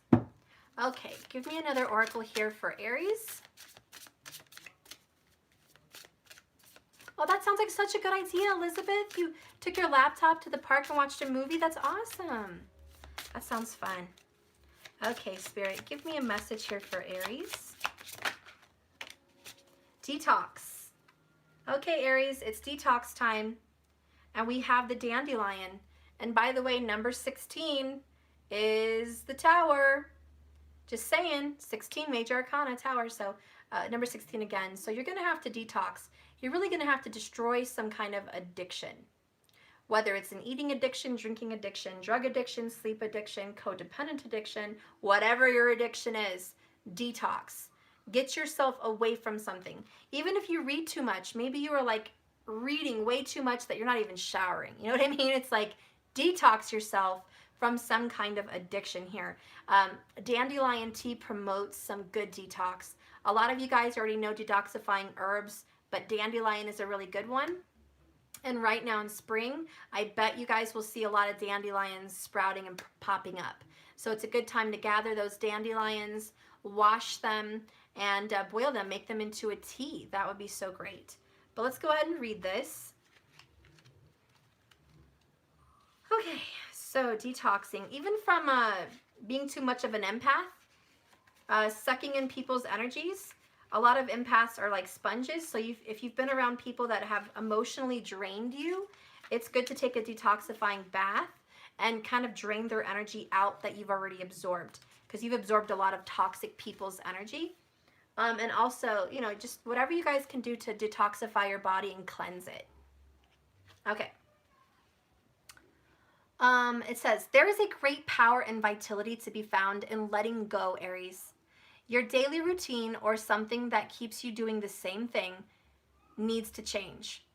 A far better future is promised if you will just let go and trust in the power of walking away. Room needs to be made for what you want to come into your life. New ideas, healing, and growth are just around the corner, but you need to let go and release, cleanse, and be ready to accept. Forgive and forget. It's time to move on. Wow. Again, forgiveness comes in. Forgive and forget. People say, oh, you can't forgive and forget. I know. But forgive and move on. How about that? Forgive and move on. Don't revisit that. We all have the power to do that. I get so bothered. Who here can raise their hand and say, Stephanie, I am the same person I was 20 years ago. I am the same damn person, Steph.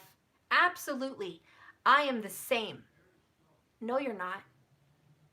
You are not the same person. Do not raise your hand and tell me you are the same person. You're not. You have grown and you have changed and you have transformed. You are different.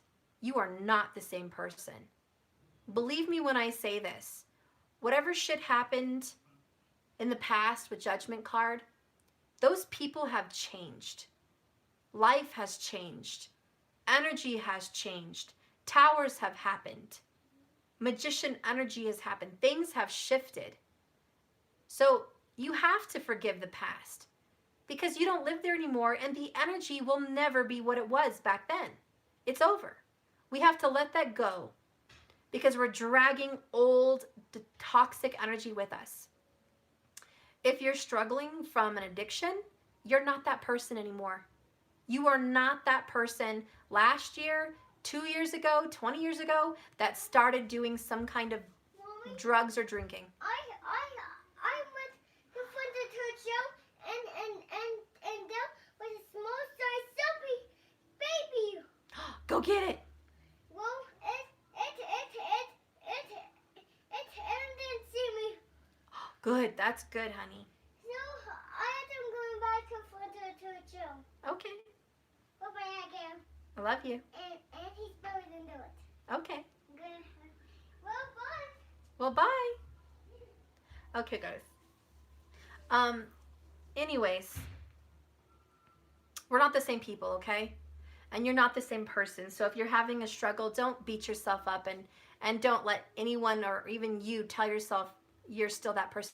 You're not. You're a whole new person. Accept that. You're changed. You're different. If you were ever addicted in a codependent relationship, you're not that person anymore. Time to move on. You are not old codependent Aries. Okay? You are not sad, all alone, silent, withdraw, depressed Aries anymore. You're new. You're a new being, okay? You've transformed yourself.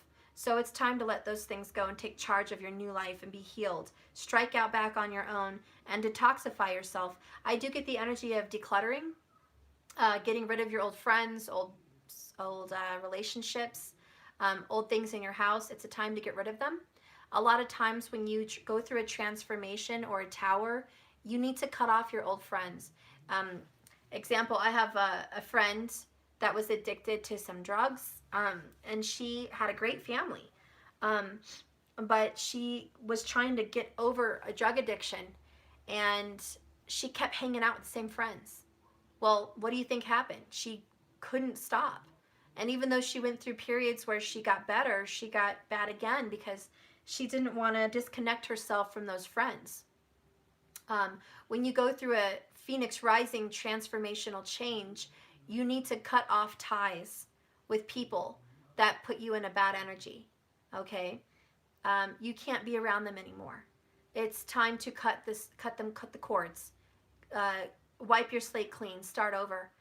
If they are your real friends, they'll understand that you're leaving for the betterment of you, and they'll be happy for you, and they'll wish you well. And I promise you, within a year or two, you're not even going to think about them. Some people that you think mean the most to you just don't years later. There's friends that I've had in my 20s that meant the world to me. I thought I couldn't have life without them. And to be honest, I don't even think about them anymore. It's 20 years later. I don't think about them anymore. Very rarely. I might see them on Facebook, but they're certainly not a big part of my life, and they're no part of my life. So believe me, letting people go is good. It may be hard in the moment, but it's going to be fine, easy even down the road. So you have to grow up. And the Emperor is here saying grow up. Whether this is your lover, Aries, or this is you, someone needs to just grow up. It's time to man up. It's time to woman up. It's time to own up. It's time to take responsibility for your life, responsibility for yourself, responsibility for your children. The Emperor is always the married father. You guys know that in the tarot if you study it. But he's also the government. He's also organization, and he rules all kingdoms. He's law and order. And so this is about getting your affairs in order and being responsible for yourself. It's about transforming your relationships, waking up, seeing a new perspective, seeing the light of day, making peace with the past, dealing with your karma, taking charge without fear, addressing those hidden concerns, and manifesting a new future. Start where you are now. Today's a new day. Let's go ahead and get some lasting advice. Okay, some lasting advice. You are brilliant, talented, fabulous, and wonderful. Let's get some affirmation cards. Wisdom. Wisdom is the fundamental gift that the journey of life offers. Every day is a new opportunity to learn something new about ourselves and about life in general. From our experiences, both positive and negative, Aries, from our thoughts and interactions, from our successes and our mistakes, we can develop wisdom and use it to enrich our lives and to impact the world, to be the best Aries we can be. I cherish and nurture the wisdom that life provides me. I will never stop learning and improving. So there's your library. There's your books, guys. And there you go. Okay. So it's all about learning and growing. We can never stop learning. We can never stop growing. Let's go ahead and get a Levy card for your outcome together, and we'll call it quits. We'll call it done today. Let's go ahead and get a relationship oracle.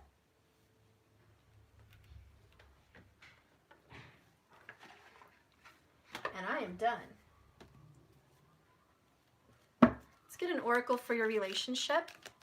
Spirit, what do you want to say about Aries love life? What's something that would be good to hear for those Aries watching today in regards to their love? So we have no place like home in reverse. So no place like home, guys. Sorry for the drama in the background. I don't know what's going on. I'll check on it in a minute. Okay. Okay, that's enough. Okay, we'll talk about that. What happened? She what? Okay, we'll go in the backyard. I can't. Honey, you know we don't let you go in the front by yourself. Oh. You want me to take you on a walk? Yes. Okay, so let me finish this one card. You can come sit with me, but I'm going to finish. We're going to go outside. Can you go get your shoes on the kitchen table? So anyways, this no place like home card is authenticity, coming home to yourself, feeling at home, or arriving to a place where you just fit in, being comfortable in your own skin. So when it's in reverse, it clearly means that you need to feel uncomfortable. It means that you need to get out of your own comfort zone. Aries is going to have to feel uncomfortable right now, getting this out. In a relationship message, lovers and friends and companions and animals are at home in your life right now. You are in sync and full of love, and you can be secure in the knowledge that it's reciprocated. Relationships elicit a sense of emotional safety, comfort, and the best aspects of familiarity. Be home in relationships feels so good. But in a protection message, which is kind of the reversal, there are times when what is familiar and known is not the best choice. Human beings are memory-driven creatures. We all look for certainty. Okay, for what we know, even if the qualities we seek in other people and internal conditions are expressed in unhealthy ways. Avoid being too eager to find home. Choose something unfamiliar and trust that there is a way you will find a new normal that supports your spirit. Just want to stop right there. Again, this is for you, Aries. You have to find a new sense of comfort. This is going to be extremely hard for Aries that have Cancerian in your chart, or if you're Aries in your fourth house, it's going to be very hard. But Aries, the suggestion for spirit in your relationship is to find something new to be comfortable in, because whatever your old comfort level was in love needs to change. Remember, if you do what you did, you'll always get what you got. Do the opposite of what feels right sometimes, even if it's uncomfortable, because what feels right is really the familiar habit. And it will be attracted to you and be drawn to the very things that you don't want anymore. This time will not be different unless you do something different. So, Aries, the advice in your relationship is stop doing things the same way. Why? That's insanity, right? The definition of insanity. You don't want the same kind of relationship you've always had. You have to do this differently. What does that mean? You have to look different, approach them different, speak different, act different. Do things different together. You have to be a whole different being. As uncomfortable as that may be for you, that is what Spirit's calling you to do. And I think you're ready for that, because you had start where you are, and you are somewhere new. You are the magician. You're creating a new energy, and you are the fool. So this is all a new, fresh start, Aries. A fresh new start for you in your relationship. However, it is still the past coming back. You just have to handle the past differently. So I'm going to leave you there with that advice today. The past is going to come back, but you have to handle it differently than you ever have before. So be prepared to change the way you do things. But if you want to know the truth, you have the power. So really, you're the one in charge. So you're in charge of this new manifestation. You're in charge of this new life. You're in charge of what you want it to be. The results of your love life and the results of your outcome, Aries, is based on you. And if you want something to change, it starts with you. So start detoxing, start getting uncomfortable with the old, and be welcomed to this new transformed phoenix that you are, Aries, thanks to the towers. I love you guys. I am going to go. It's been a long reading. Remember, this love is a journey, not a destination. So just keep swimming. Thank you, Hillary, for my little rock. I love it. She made me this. She's awesome. You can go there to her channel. It's Written in the Cards Tarot. She just uploaded another video. So I recommend going to check her out. She's awesome. And I'm going to go ahead and go, guys. I love you. Have fun today, and I'll see you mañana. Bye, guys. Keep swimming. Keep swimming, says Matt. Okay, bye, guys.